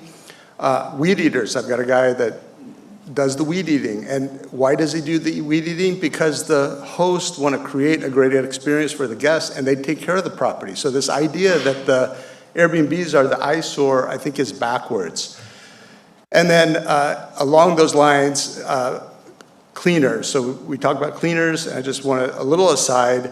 I help my Airbnb cleaner buy her own home in Ahwahnee to be an Airbnb. And so, like I said, I think the impact, economic impact, definitely trickles down and it flows to a lot of people that you might not think of. And I can't forget artists. So my wife is an artist. In fact, she has a banner in town for the banner project. And she works in the galleries. And guess what?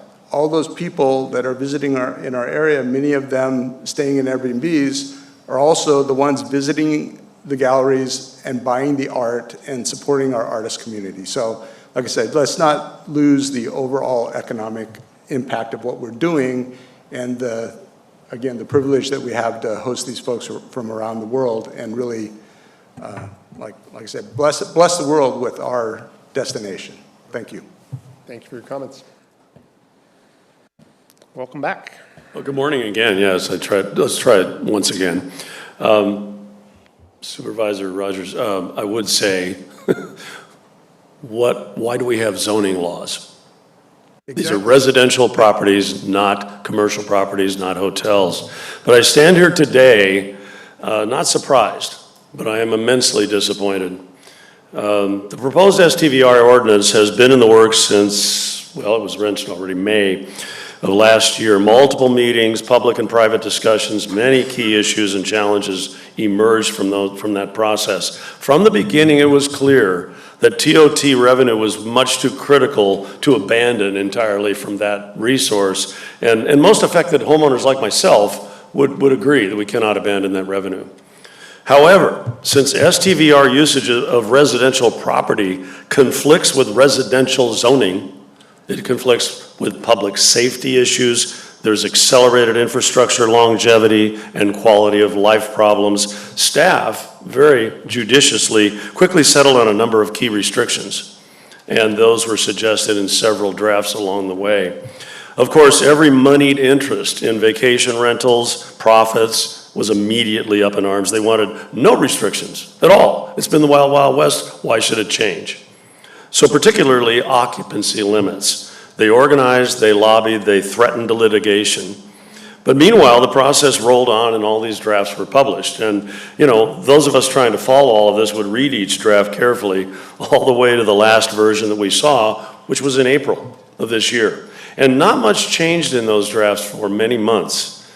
Then the announcement of this meeting with the first reading of a new draft that nobody had seen except you folks up there. Surprise!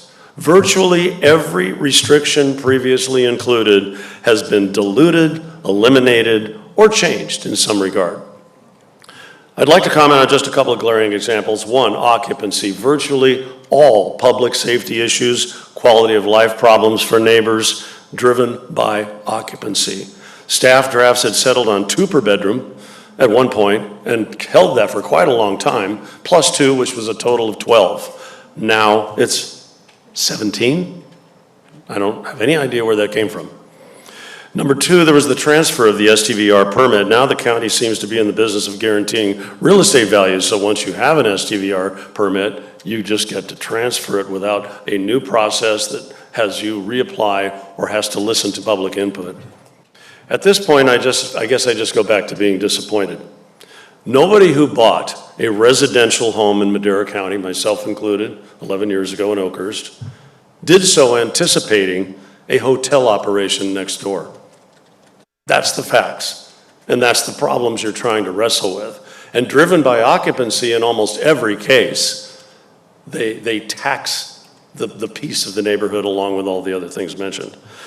I guess I would ask the board to do your jobs and reverse this version of the ordinance and demand an explanation from planning and staff on how and when these significant changes occurred since April, without all of the input that occurred prior to that. So thank you for your time. I know the timer wasn't running for a while. And sorry I stood up here too early. Thanks for your comments. Good morning again.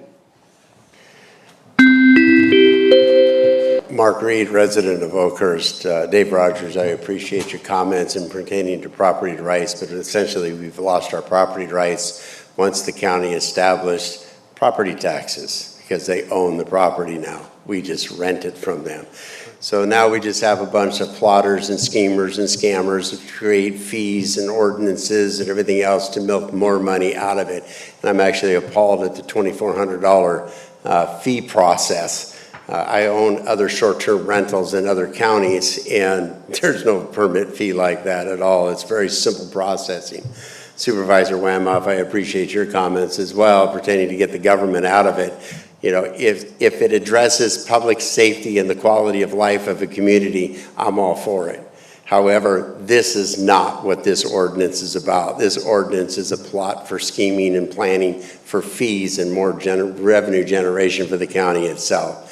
I'm in complete support of the 9 suggestions that the Madera County Short-Term Rental Alliance has emailed each one of you as well.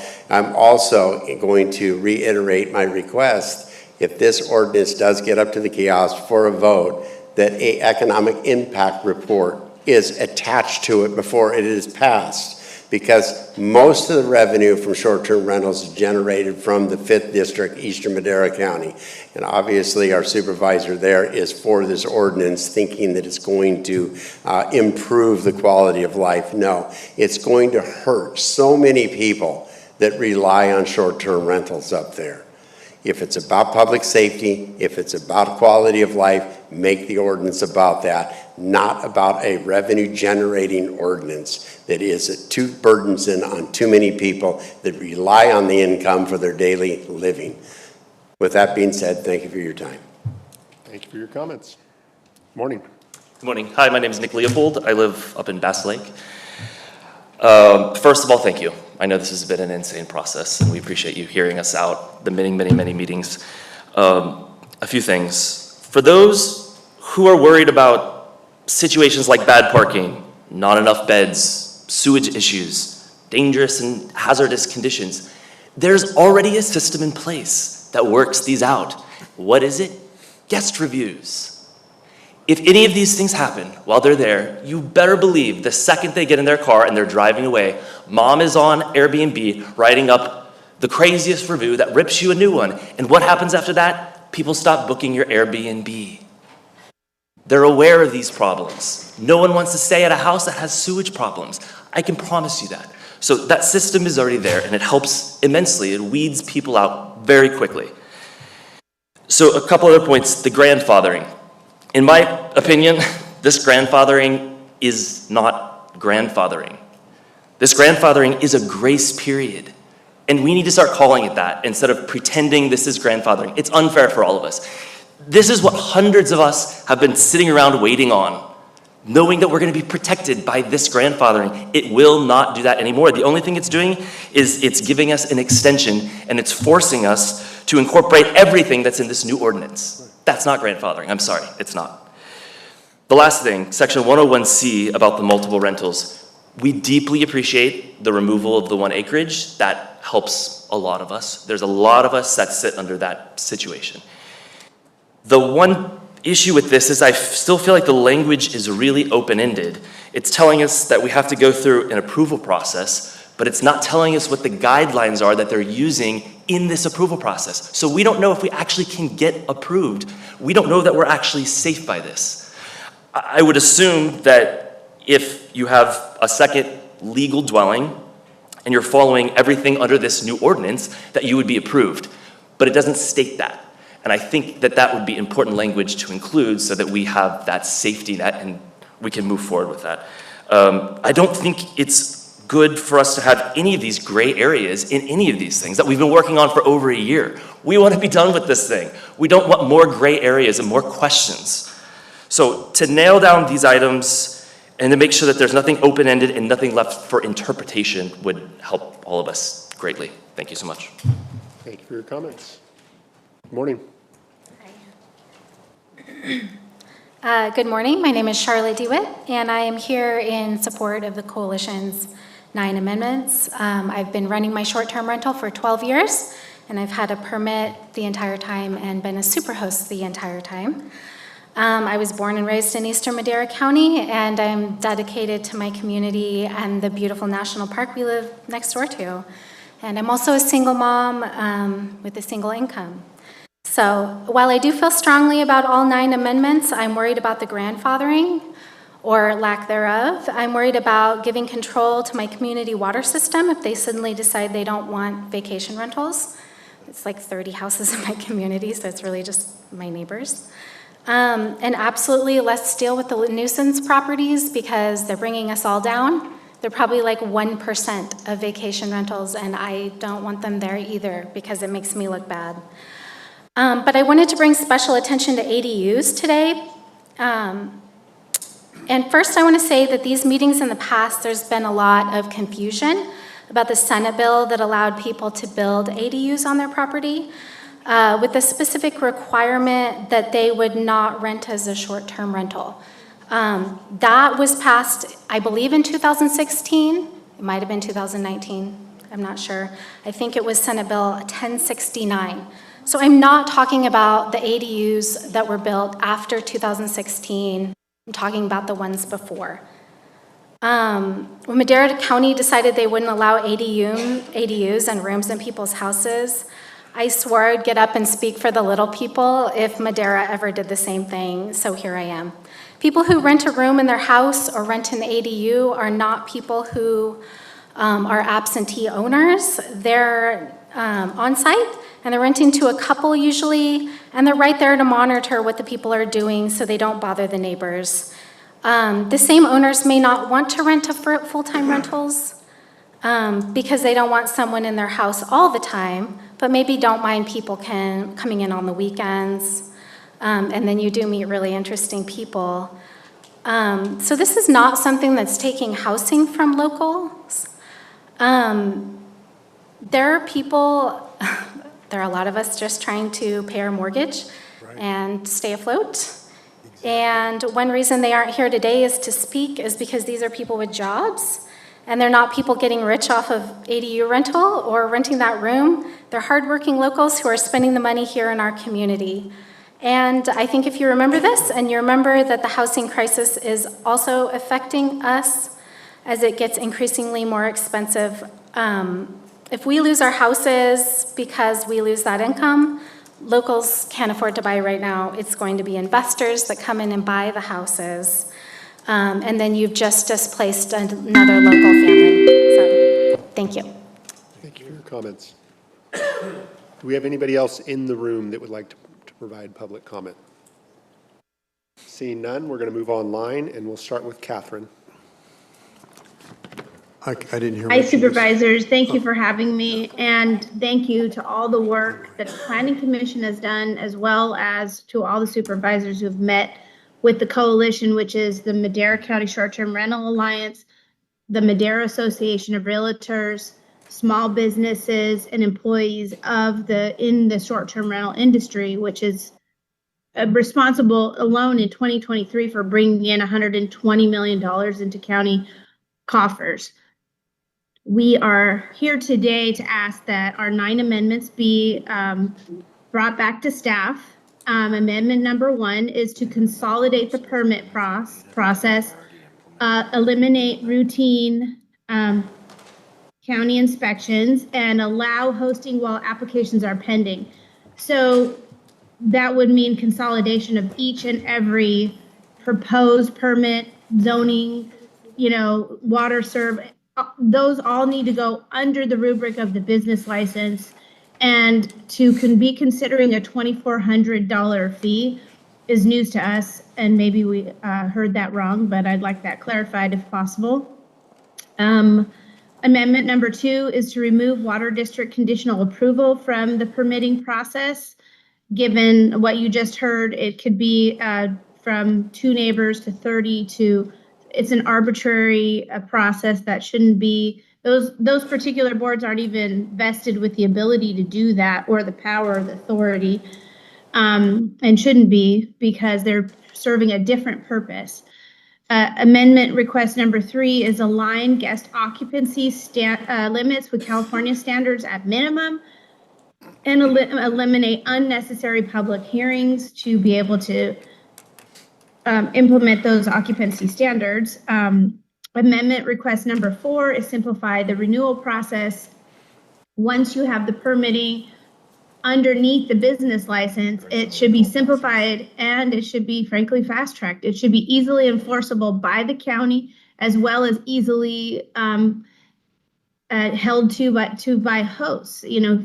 Right now what you're hearing is anxiety about how is this going to work? How are we going to be able to continue? Are we going to be able to continue doing business? Everybody is very anxious about, and given the county's behavior in terms of going in, even people are currently reporting they're going into the county, and the county is already telling them no, as if this ordinance exists. And so the county's arbitrary, the way that the staff acts arbitrarily would be it would be greatly helped if everything was consolidated.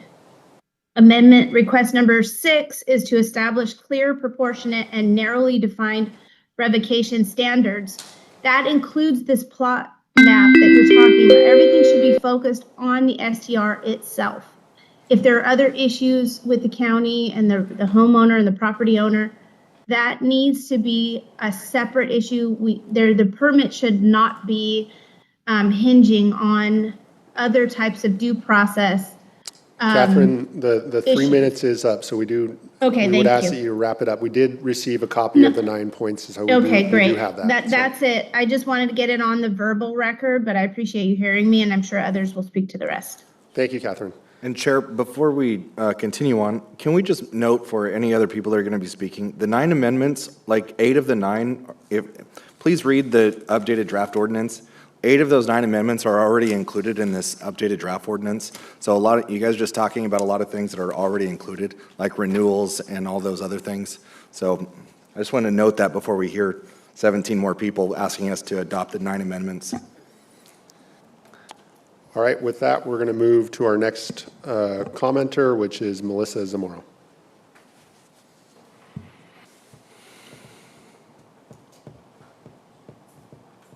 Melissa, can you hear us?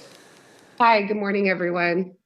Thank you all for all your time and effort that we put into working on this ordinance this past, almost 2 years.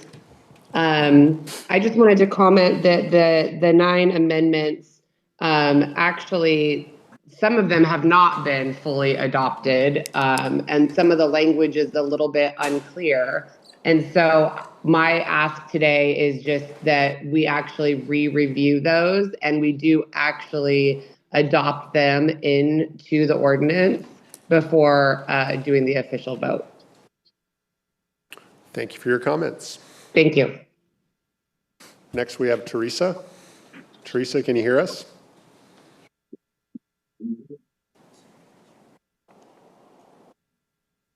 Okay, thank you for allowing me to unmute. Teresa Wilson, Bass Lake, part of the Madera Association of Realtors, Impact Committee, as well as a local broker here in Bass Lake for 30 years. One of the things that comes to us as a surprise when the agenda was dropped on Thursday was a resolution that indicates that the county has done the necessary studies to support the resolution. We have been asking for an economic impact study for the entire time we've been working with the planning department, the staff, the planning commission, and of course with the individual supervisors.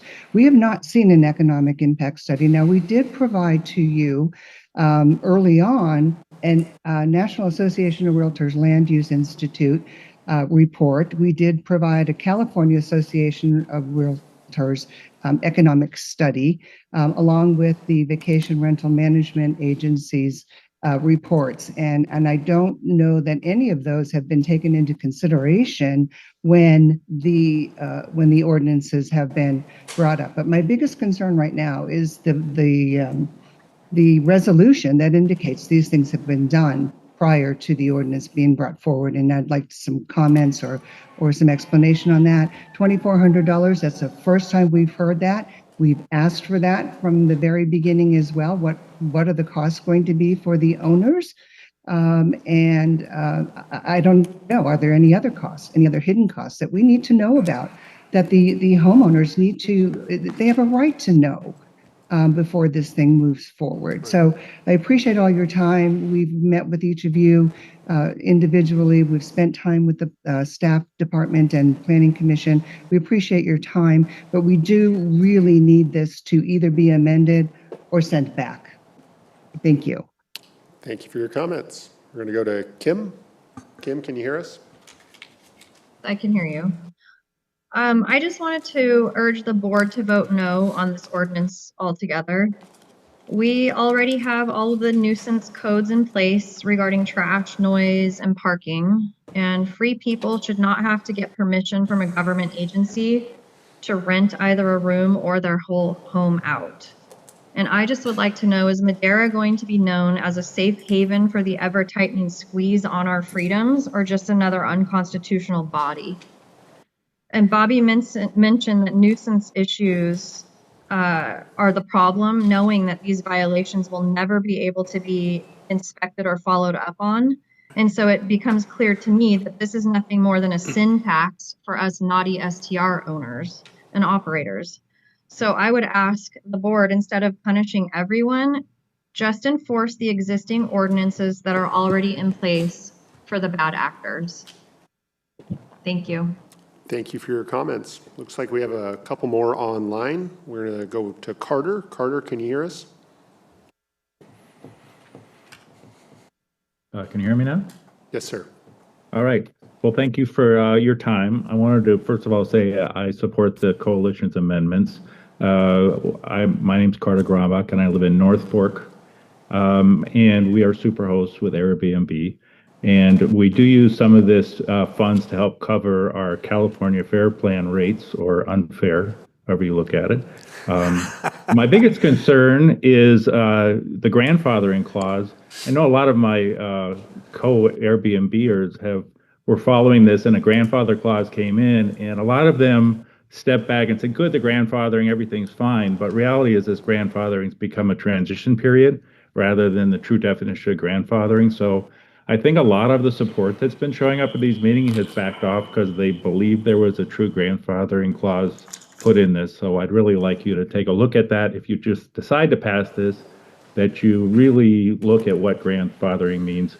I've talked to a lot of STR opposition, and it always seems that they've got one or two bad eggs they name. They've got a neighbor that has trash out or something. And again, we do have ways to approach that. So instead of taking an Uzi out and shooting the entire STR community, we really should look at how we enforce that, how we enforce the trash, sewage, all that on an independent. And we do the same thing for a resident, short-term rental or not. If we had a resident stacking their trash cans out on the side of the road, we would have to report that to the county and get that dealt with that way. So I would say it the same way. I want to thank Supervisor Rogers about the discussion about the bundle of rights. Absolutely, I feel like I've got this property, and that as we continue to add additional rules, that our rights are being infringed upon. I do want to add that there's a fire inspection requirement as part of the short-term rental license. They will come out and they do an inspect for smoke detectors, carbon monoxide detectors, fire extinguishers to make sure they're up to date. So that is part of the current requirement. So, and there's been other additional things added as in terms of locating fireplaces or fire pits near buildings that we can only use propane now. So those have been incorporated in for the community safety. So, and also Supervisor Wamhoff's support of keeping the government out of it. I just want to say thank you for hearing me and look forward to your support on this. Thank you. Thank you for your comments. Got one more. We're looking for Yigal.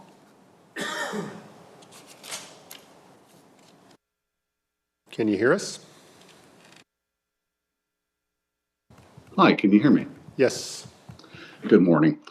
Thank you guys for hosting this meeting. We really appreciate all the work that's been done over the last year plus on this ordinance. So my partner and I operate short-term rentals also in Oakhurst, and we are fully in support of reasonable regulation. What we're simply asking for is to give hosts clear regulations with a clear direction on how to comply. A lot of the points are a bit ambiguous at this point and leave an awful lot of loopholes to impact our operations. If the county identifies a problem, tell us what needs to be fixed and allow us a clear path to rectify the situation without jeopardizing our overall business. I'm concerned about the double enforcement. If code violations are a consideration, there's plenty of laws on the books already to tackle those.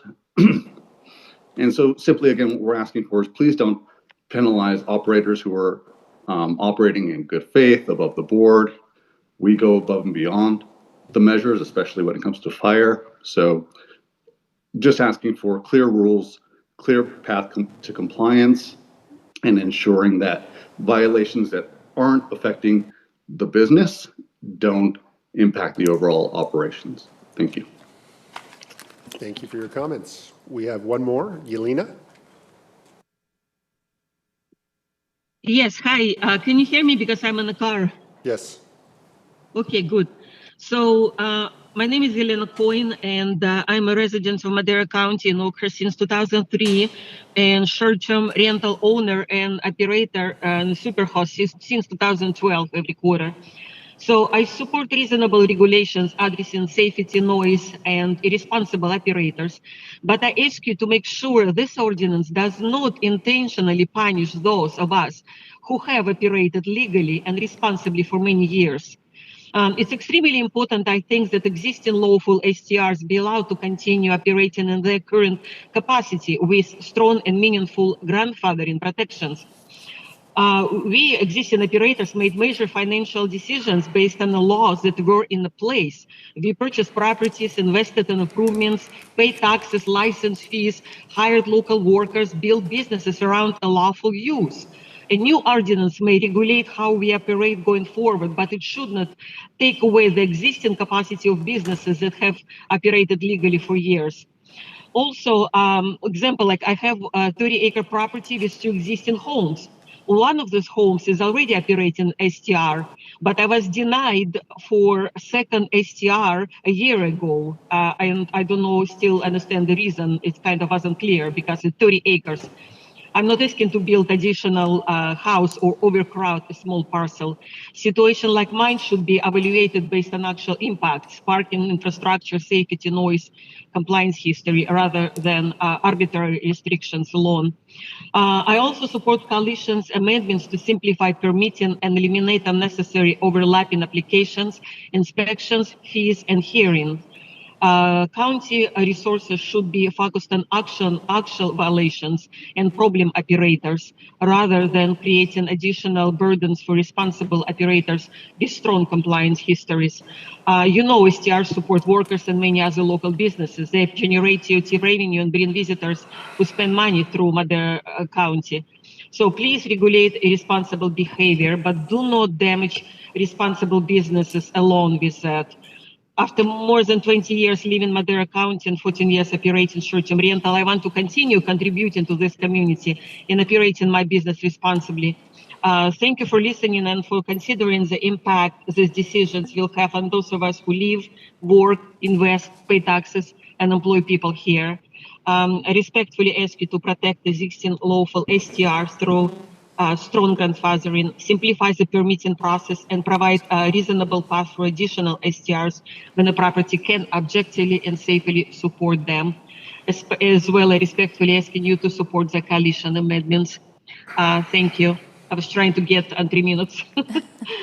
Good job. Thank you for your comments. Thank you. Do we have any additional public comment this morning?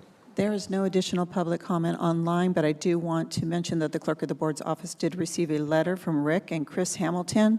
It was distributed to the public, to the Board of Supervisors, and will be placed on the record. Thank you for that.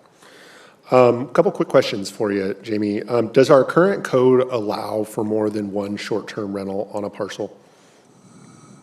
Currently, it does not. Okay, so the ordinance that we're considering would open that up in theory, allowing through a ministerial process to allow for additional units on a parcel. So this actually provides a pathway for some people to come into compliance. Am I understanding that correctly? You are correct. We did have the 1 acre minimum, understood your comment on reducing that or removing that. In addition, the zoning permit process technically is an administrative hearing process, so notices would go out. There is an appeal process, so unlike a building permit to where if they meet the codes, we are obligated to sign off on it. So it is a little bit different than that, but yes, we do have that process in place. Okay. And then I heard a little bit about the California occupancy standards. What's the California occupancy standards for a 3-bedroom house? For a 3-bedroom house now, I might have to lean on Will to answer that. Now, there are differences in occupancy standards based on the rating. Normally, R3 is the rating for a single-family dwelling. Will can probably explain that better than I do if you head to a microphone. Thanks, Will. Appreciate you being here. Right in front of you there. Oh, it's on. There really are none. The residential building code does not have any stipulations as far as amount of occupancy for that. Okay. So if we're adopting California occupancy standards, we're not actually adopting any occupancy standard whatsoever? No. Okay. But I want to ask, the ordinance as crafted, while it does limit occupancy on a per-room basis, it does provide a pathway for folks that want to have additional occupancy in suitable situations. Is that correct? That is correct, Chair. Through the permit process, the ministerial administrative hearing process that we have already in place, an applicant can propose to exceed the threshold for occupancy as stated in the ordinance. Okay. Last question I have is in regards to nuisance properties. We talked about there's already ordinances in place to deal with nuisance properties. So can you help me understand what would be the process to remove someone's business license? Let's just say we've got a habitual offender that is out there. They've got every issue under the sun, from trash to sewage to noise. And we want to pull their business license so they can no longer participate in the market. What would that process look like? To answer that question, the business license removal process is a little bit different than the code enforcement process, so I believe it requires a hearing before your board, and that would be through the tax collector's office. A little bit different from citations, and where we would notify them of an initial complaint, and then they have so many days to bring it into compliance, and then we would cite them thereafter. We would then put those liens and penalties potentially on the property taxes. With a business license, it could potentially be removed, and I think Trevor's actually looking at that code section now, through a public process like this. I believe that they could be revoked. Sure, but this, if we had this permit process in place, same nuisance property, in theory, we could deal with that at a ministerial level. We don't have to have a board hearing or anything like that. Okay. Correct. That's all I got. Any follow-up questions from my colleagues? Start with to my left this time. Go ahead. Yeah, well, thank you. And I think you brought up a lot of really good points and clarifying issues that get to the root of what the goal is, right? So if I am going to pass an ordinance, I want it to be because we have made things easier, we have streamlined things, we have consolidated things, and we have cleared up confusion. And I think that this needs a lot of work still, unfortunately. I know we've spent a ton of time on this, but for me to be comfortable with this, it still needs to go back. And I do think that there is some merit to having a license that is revocable to hold certain people's feet to the fire. I do understand that it is a very small percentage, and it's kind of like, you're casting everyone with this broad brush that seems to be very expensive and onerous and burdensome, and for the vast majority of people who are not a nuisance. And so I want to be very cognizant of that and figure out a way just to go after those people who are being nuisances and being able to revoke their license while not making it overburdensome and onerous for everyone to get one of these permits. Right. So with that being said, I am in support of having some mechanism in place in order to have some leverage to revoke a license for these particular nuisance properties, but I am not in favor of this overarching language that is, in my opinion, very onerous on a lot of people. That's it. Mr. Chair. Go ahead. Go ahead. Yeah, thank you. I'll be brief. I reserved my comments until after the presentation and public comment. I want to start by thanking staff for their time and effort on this. It's been a long, long time. And I also want to thank the members of the Alliance, the realtors, the operators. I've met with them as well and have had several conversations regarding their concerns. One of the things that I shared with the Alliance was that I was generally in support of putting in place some mechanism to help, something to have some teeth, right? And so there's an example of when the Sheriff's Department came with the noise ordinance and allowed them to go, a couple of times and the penalties increased, and then ultimately they were allowed to, take the equipment if there was a party or whatnot. So we made our our ordinance stronger and have some teeth in it. And so I want to make sure that we provide some tools to, our Sheriff's Department, our code enforcement, to have teeth when there is an issue. And I think Supervisor Wamhoff's recommendation for that is right in line. I support that. So in general, I also want to take a page out of Supervisor Poitras' playbook and look at what the surrounding jurisdictions have in place. I think Fresno County has the general health and building requirements. And so I don't want it to be so onerous that, we do impact the mom and pop shops and then just allow the corporate or the more lucrative operators or folks to operate. So I do agree that this needs some work. Again, I appreciate all the time and effort that has gone into it. I do want to see some teeth in it so that we have those tools. But at this point, the way as presented, I think it does need a lot of work. So thank you very much for that. Okay. At this time, I'm going to make a motion to direct staff to come back with a simplified resolution with a business license and TOT certificate only, auto renewable, no permit, no inspections. Those are already done way beyond what needs to be done. The revocation process to be, as you stated, standard for a business license can be revoked by a hearing of the Board of Supervisors with verifiable complaints verified by the sheriff or the authority of the Madera County staff, the verified complaints. There might be some input from the STR Alliance on that. I don't know. Let's see if I've covered everything here. Oh, and the fee should be no more than a regular business license in that regard. No occupation limits.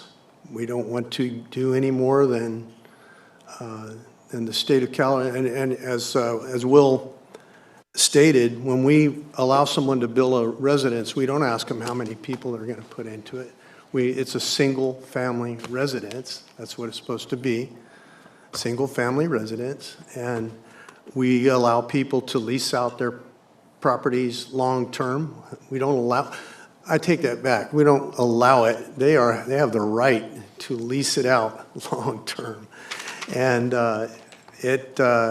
it's no different to me. It's not a hotel. It's a residence. And a lot of these people, I appreciated the single mom who spoke, and I don't remember your name, I'm sorry for that. But that is the story I hear over and over again. It's not an isolated story. It's an important story we need to listen to, that there are a lot of people like my mother who rented her room out to make her rent, to make her house payment. She couldn't afford it otherwise. I advised her to do it. And there are a lot of people out there like that. I think we've got to consider all angles. This is not just a money-making venture, it's a survival venture. as well. So someday we might all be in that boat. And we want to have the right to. Supervisor, I'm sorry, do you have a motion? Yes. Yeah. You're in the middle of I'm a just motion, making right? codicil remarks there, but that is my motion. Thank you. Were you clear on the motion? Okay. Do we have a second? Am I clear on the motion? I personally don't want to second that motion because I don't want to limit staff on the possibilities still for what is to come. Well, there's still room there. You were It's very direction specific to on a staff. lot of different things. Yeah. And so I don't want to be a part of that motion because you were so definitive on what. Okay. So I'm going to That's based on my participate in that. principles, so. All right, I think the motion dies for a lack of second. Do we have anybody else who would like to make another motion, or are we looking to provide staff with some direction so they can come back at a later date? Mr. Chair, I would suggest that we just take it back to staff. I think that they have heard a lot today. Have you not heard a lot? And I think that this requires a lot more work, and they've received the input, and so I don't think it really needs, a motion and so forth and a vote to take it back. I think they get the drift. I would agree. Well, I want to make it perfectly clear that I will not support anything that does not encompass those principles that I just stated. Thank you. All right. So unless we have any additional comments by any of my colleagues, we're going to go ahead and move on to item 8. Excuse me. We're going to move on to our public hearing. Thank you, Jamie. Thank you, Trevor. Thank you.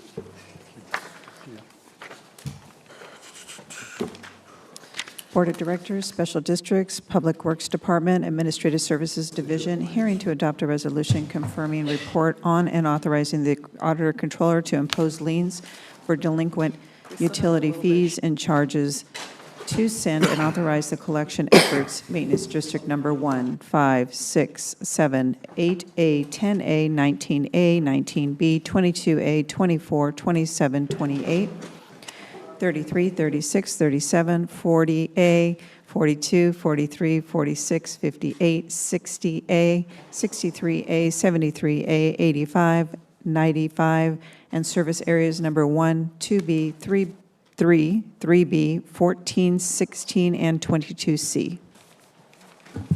Morning, Jared. Good afternoon, Chair, members of the board. Jared Carter, Director of Public Works. Yes, this item before you this morning is, or excuse me, this afternoon is the annual hearing for delinquencies on sewer utilities or utility bills. As is done every year, the Public Works Department, in conjunction with the Auditor Controller Office, calculates or compiles a list of delinquent accounts, and it brings this forward to you for consideration to adopt a resolution putting these on the tax bill for collection purposes. I did want to point out that we do have one particular APN that will be removed that was made payment and set up a payment plan. That is APN 034-164030. And aside from that, I believe everything else remains the same on the list that's been presented. I'm available for any questions. Thank you, Jared. Do we have any questions or comments? Seeing none, we'll look to the public for any public comment they may have on this item. And Chair, that's also opening up the public hearing, correct? Correct. We're going to go ahead and open the public hearing, and we will look for any public comment. Good morning. Welcome. Thanks for being here this afternoon. I'm going to push the button there. Green means go. There you go. Hi, I live at address 28855 Posey Avenue, Madera, California, and I wanted to set up a payment plan for my water. You turned it off. When it's on, it's green. Yes, so I wanted to You set don't up have a... to touch it. You don't Excellent. have to keep touching it. Just turn it on and keep your hand off it. Sorry. There. And I'm nervous. No problem. But I took time off of work to take care That's of this okay. and settle it. So I just wanted to set up a payment plan with you guys and let you guys know that I do want to pay my late bill. Absolutely. And if you want to meet with Jared or Andrea, we can definitely get you squared away on a payment plan. So we appreciate you being here to take care of that. Okay, thank you. Thank you. I just needed to clarify what the APN number is on there. Can you see where that is? Oh, I'll make a motion after you close the public hearing. Just read into the record your account number. Ask for the account number. Account number 80032024500. Excellent. Thank you. Thank you. All right. Do we have any additional public comment in the room or online? All right. Seeing none, we'll bring it back to the board. Mr. Chair, I'll move to approve. Oh, second. Are we making a motion and removing that? Moving that particular parcel. Well, pending the, And Chair, just to clarify, and the APN that Jared mentioned, so 2 properties from the list, that must be part of the motion? yes. Excellent. So we have a motion by Supervisor Gonzalez and a second by Supervisor Rod. Roll call, please. Director Gonzalez? Aye. Director Rogers? Yes. Director Wamhoff? Aye. Director Poitras? Aye. Chair McCauley? Yes. Vote passes 5-0. And council, I apologize. I neglected to close the public hearing. Do we need to re-vote or? No, you just closed it with that comment. Perfect. All right. With that, we're going to move on to item 8C. County Administration Department, General Services Division, Surplus Property Sale and Improvements.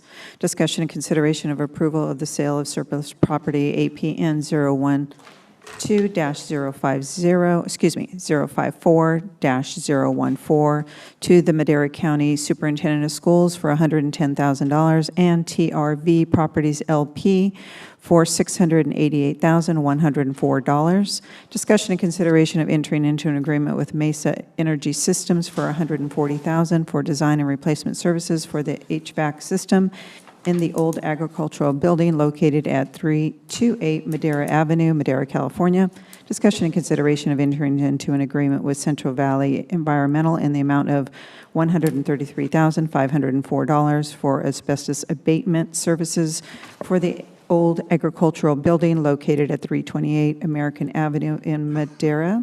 Discussion and consideration of approval of receipt of unanticipated revenue numbers 26-008 in the amount of $350,000. For 4 votes are required. Discussion and consideration of approval of receipt of unanticipated revenue 26-009 in the amount of $350,000. 4 votes are required. Right. Thank you, Clerk. Good afternoon, Chairman, members of the Board, Joel Begay, County Administration. I know we've had a long day, so we'll make this quick. Just a little recap. Your board approved on February 10th to designate what we call as the old Ag Commissioner's Building as surplus property. That started a 60 calendar day clock where entities were informed and can express interest in purchasing the property. The county received interest from 2 entities on 2 separate portions of that property. The first entity is the Madera County Superintendent of Schools, which expressed interest on parcel A as shown on the map, which is a strip of the property approximately 80 feet from an existing MCSOS property called the Gold Educational Center. The offered price is $110,000 as is, as it contemplates demolishing the existing structure so that they could expand the Gold Educational Center. The second interest we received was from TRV Properties LP, which is affiliated with American Ambulance, who is currently the county's tenants and operating ambulance services for the county at that current location. The proposed price is $688,104, and it includes the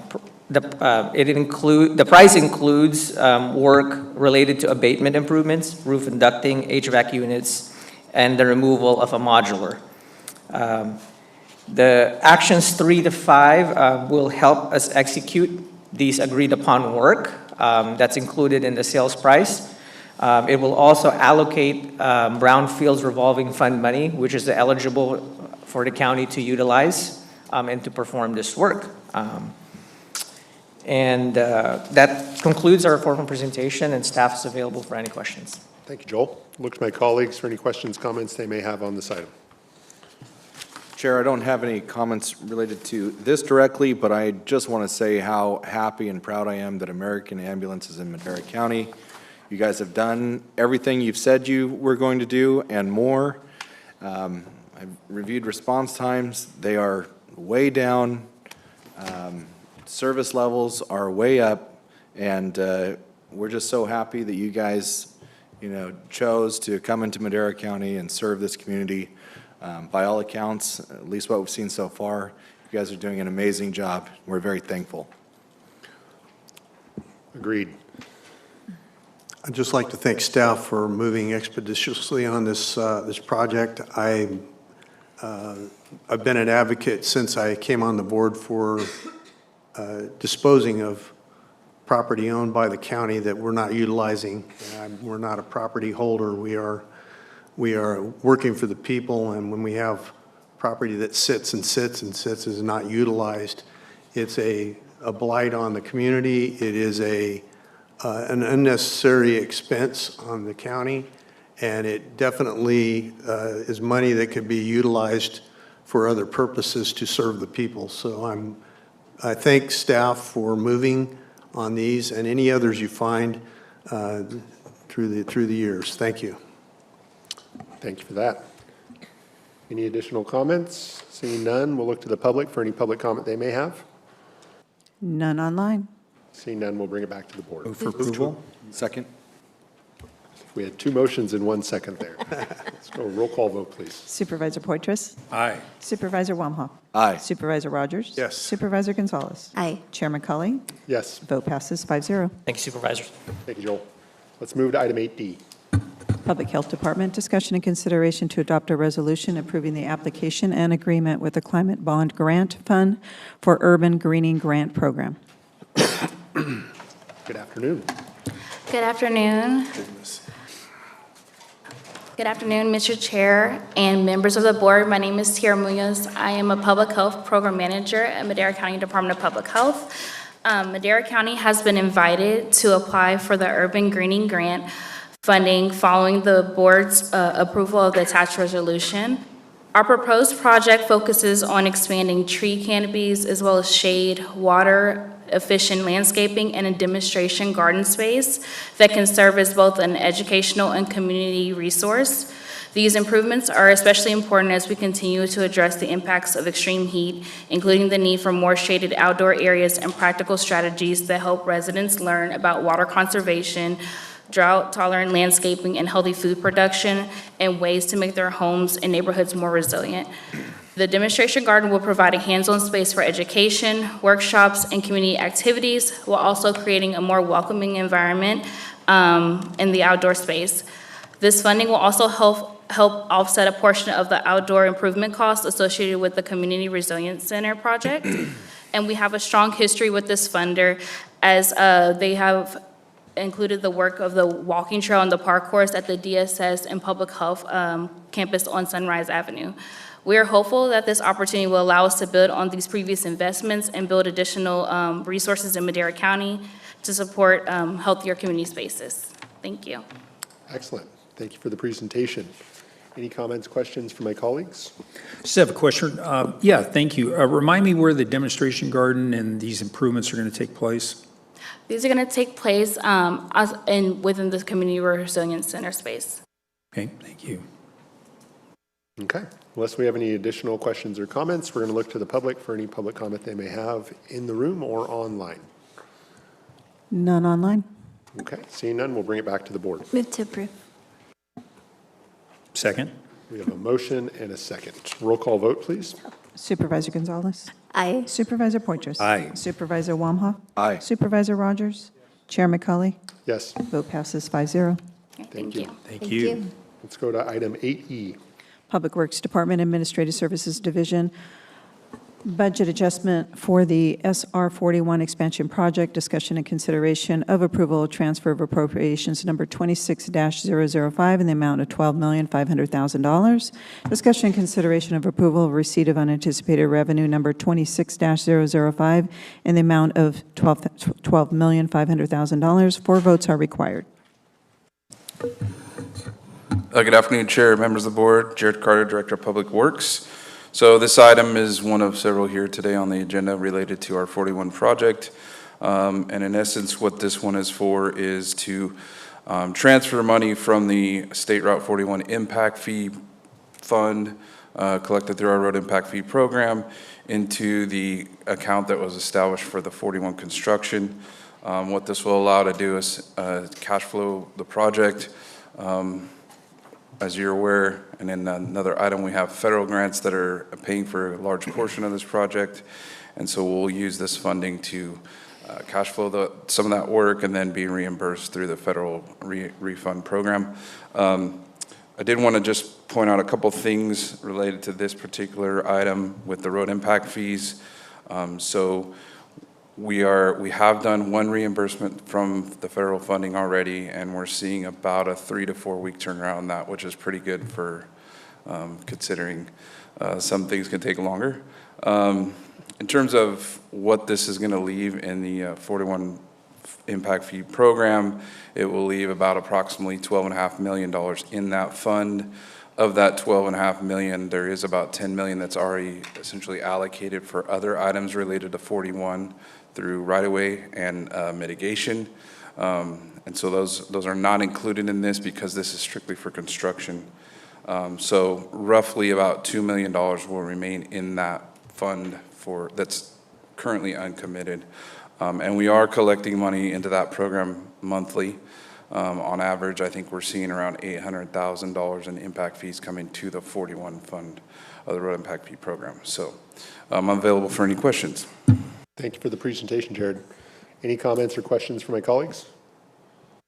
Okay. Let's look to the public for any public comment they may have. None online. Okay, we'll bring it back to the board for action. So moved. Second. Motion a second. Roll call, please. Supervisor Wamhoff. Aye. Supervisor Poitras. Aye. Supervisor Rogers. Yes. Supervisor Gonzalez. Aye. Chair McCauley. Yes. Vote passes 5-0. Thank you. 8F, please.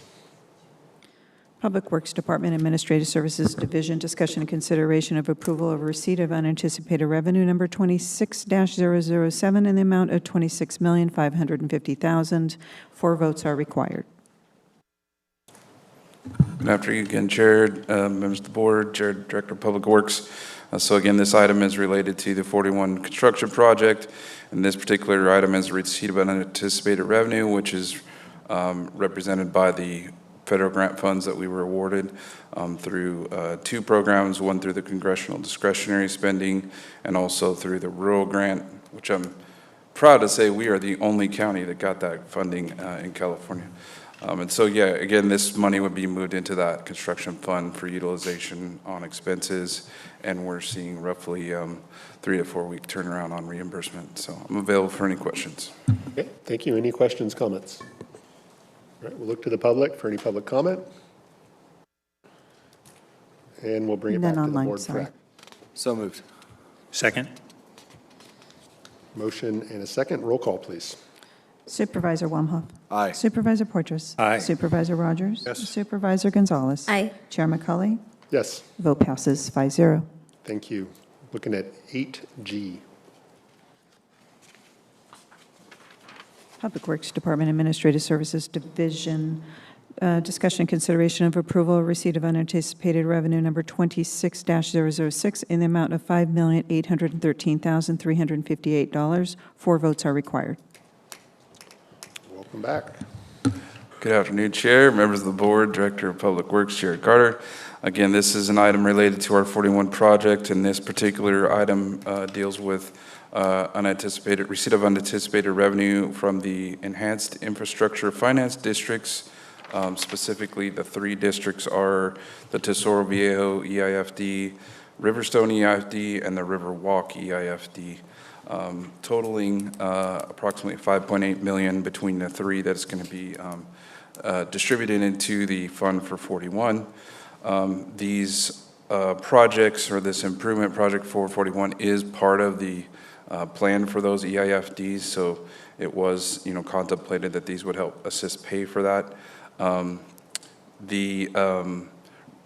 It will essentially deplete those funds for those EIFDs at the moment. However, there are revenues expected to be generated over the next 3 years.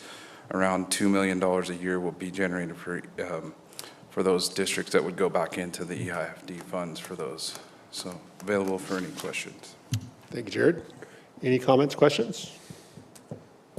Look to the public for any public comment on this item. None online. Okay, we'll bring it back to the board. So moved. Second. Roll call, please. Supervisor Wamhoff. Aye. Supervisor Portress. Aye. Supervisor Rogers. Yes. Supervisor Gonzalez. Aye. Chair McCauley. Yes, Vote passes 5-0. thank you. And thank you, Jared. I appreciate you taking the time to bring these items before us.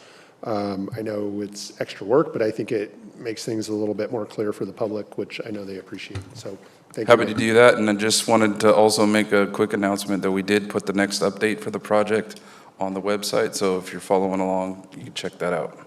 Phenomenal. Thank you for the plug on that. What's the website? 41expressway.com. There we go. Thank you. With that, we're going to move to item 8H. Can you phonetic that, please? Treasurer Tax Collector Department, second reading to adopt an ordinance amending Madera County Code Section 3.46.050 to update the fee schedule associated with services provided by the Office of the Treasurer Tax Collector. You've been so patient. I've been patient. Tracy Kennedy, your treasure tax collector. And this is our second reading for the fees that were presented at the last meeting. And just so a reminder, these fees surround tax sale parcels and delinquencies and some increases to vendor costs. So if you get your tax bill, you pay your tax bill like you're supposed to, none of these fees will ever apply to you. There it is. Excellent. We love that. Any comments or questions from my colleagues? Seeing none, we'll look to the public for any public comment they may have. None online. Seeing no comment, we'll bring it back to the board. Move for approval. Second. Motion and a second. Can we have a roll call, please? Supervisor Portress. Aye. Supervisor Wamhoff. Aye. Supervisor Rogers. Yes. Supervisor Gonzalez. Aye. Chair McCauley. Yes. Vote passes 5-0. Thank you for that. All right, with that, we're going to go ahead and move on to our pending legislation. Thank you, Chair. I'll go ahead and begin with the Assembly Bill 2494, which is a request for this board to reaffirm its opposition to that Assembly Bill 2494. The board voted in May earlier this year to oppose that bill, and so the request is for the chair to sign a reaffirmation of that opposition to Assembly Bill 2494. It's on forest management aspects. Thank you, Mr. CAO. Any questions from my colleagues? Any public comment? None online. All right, we'll bring it back to the board. Move to reaffirm. Second. We got a motion and a second. Supervisor Portress. Aye. Supervisor Rogers. Yes. Supervisor Wamhoff. Aye. Supervisor Gonzalez. Aye. Chair McCauley. Yes. Vote passes 5-0. Thank you. Thank you to the board and chair. Next up is two separate letters, but on the same Assembly bill, one to the Senate, one to the Assembly on AB 1383. This is a bill authored by Assemblyman McKinnor in regards to public pension formulas and cost-sharing aspects. I will note that the request is to have the chair sign in opposition. Both RCRC and CSAC, as well as League of Cities, have opposed this bill as currently drafted. So available for any questions. Thank you. Any questions for the CAO? I'd like to know what RCRC and CSAC's opposition to the bill is. Well, it's certainly, and I can get you those letters if you would like. It does increase the PEPRA costs to those local jurisdictions and agencies from where it currently is, and ups the percent of the retirement associated with public safety positions. So happy to share that, and we can get that to you here shortly if you would like that specific language. Yet, if I may, Chair? Yes. Yeah, so this is changing PEPRA, because when PEPRA was enacted, obviously, PERS was not looking hot, so they enacted PEPRA.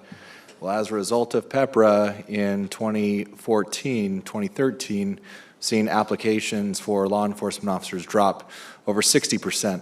And so it's not all attributed to PEPRA. There's lots of different reasons why, but this is just one more variable that is making our new law enforcement officers feel like this isn't necessarily a career, and a lot of that has to do with generational mindset as well. But PEPRA has affected law enforcement. It is a part of the reason why we have fewer candidates, we have fewer people going through the academy, we have fewer qualified candidates, we have fewer people passing background, we have fewer people passing the field training program, and this is one way to strengthen our applicant process. So just because CSAC and RCRC, they're looking at it from a county perspective, not from an actual law enforcement perspective. And so I disagree with them. I haven't read into exactly why they are in opposition to it. I imagine it's just a financial one. They're not looking at the actual impact of it versus the financial side. So I disagree with that, and I would be in support of this. I also need to state my opposition to opposing the legislation. I do agree with my colleague. I think their motive is strictly financial, and sometimes we can be a penny wise and a pound foolish. Public safety is our #1 concern, and when you can't recruit officers because the benefits are just not there for them to be there, it's a serious deficit of public safety as far as I'm concerned. And I would support any effort to bolster the entrance into the public safety profession.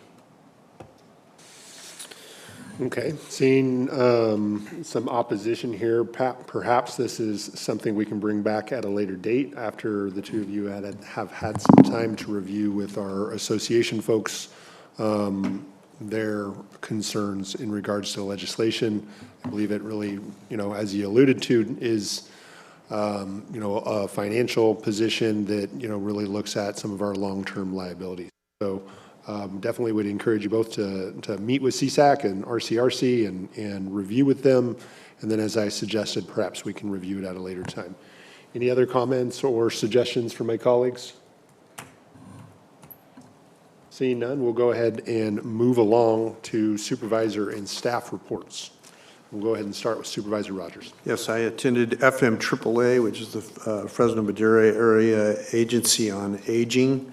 And we do have one item on our agenda that was just passed under consent for support in that regard on the meals, basically Meals on Wheels and in-home services. For a lot of elderly people, that's the only nutritional meal they receive, and it's just a vital support to our elderly community. Thank you. Supervisor Gonzalez. Yep, thank you. I'll be attending the Behavioral Health Advisory Board meeting this week, as well as the TAB meeting, which is Technology Advisory Board.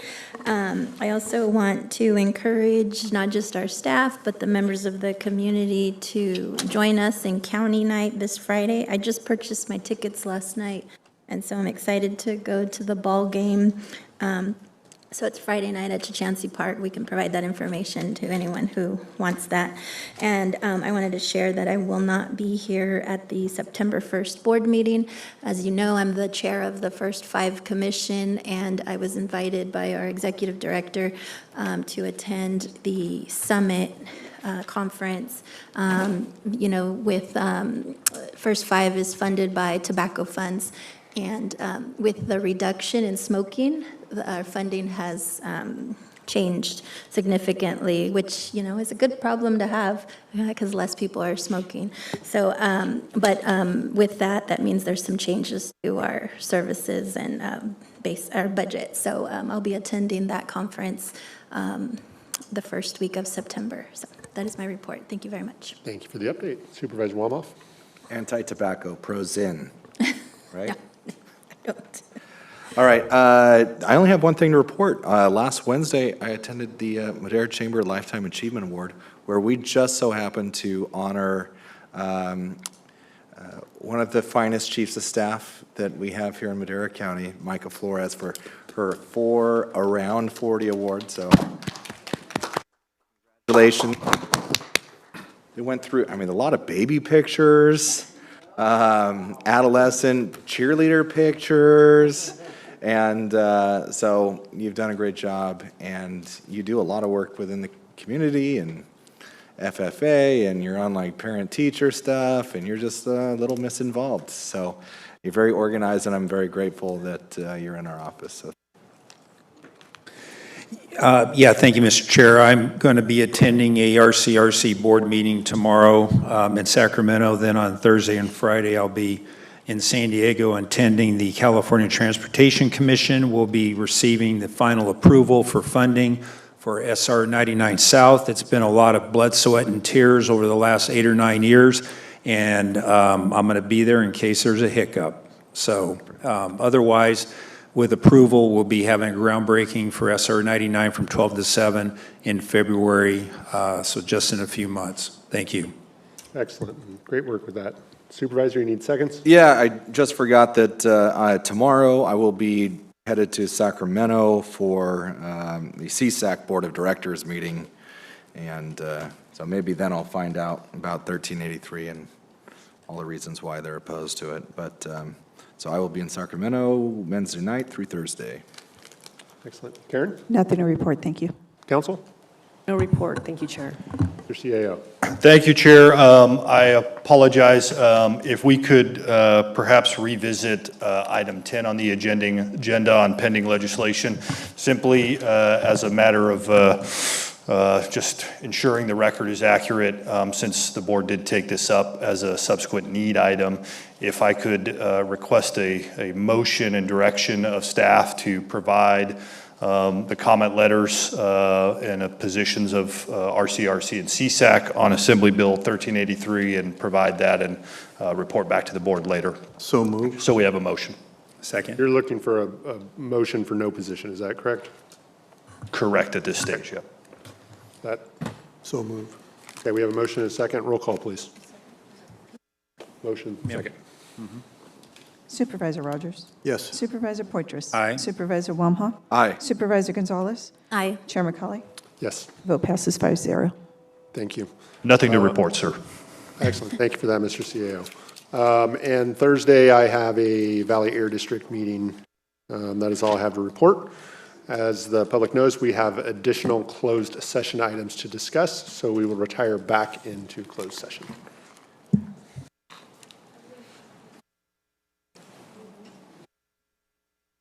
Wow, jittery from the 2 cups of coffee.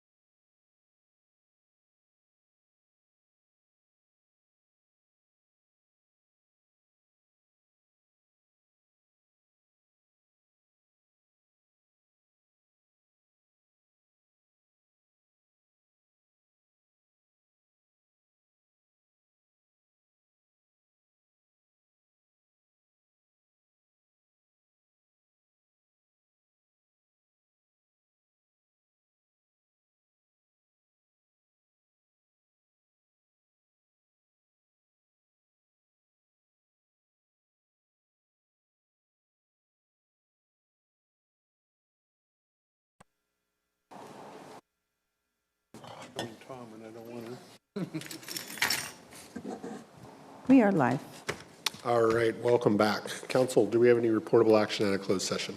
Chair and members of the board, there is no reportable action from your closed session. Thank you. Thank you. We'll go ahead and call this meeting adjourned. All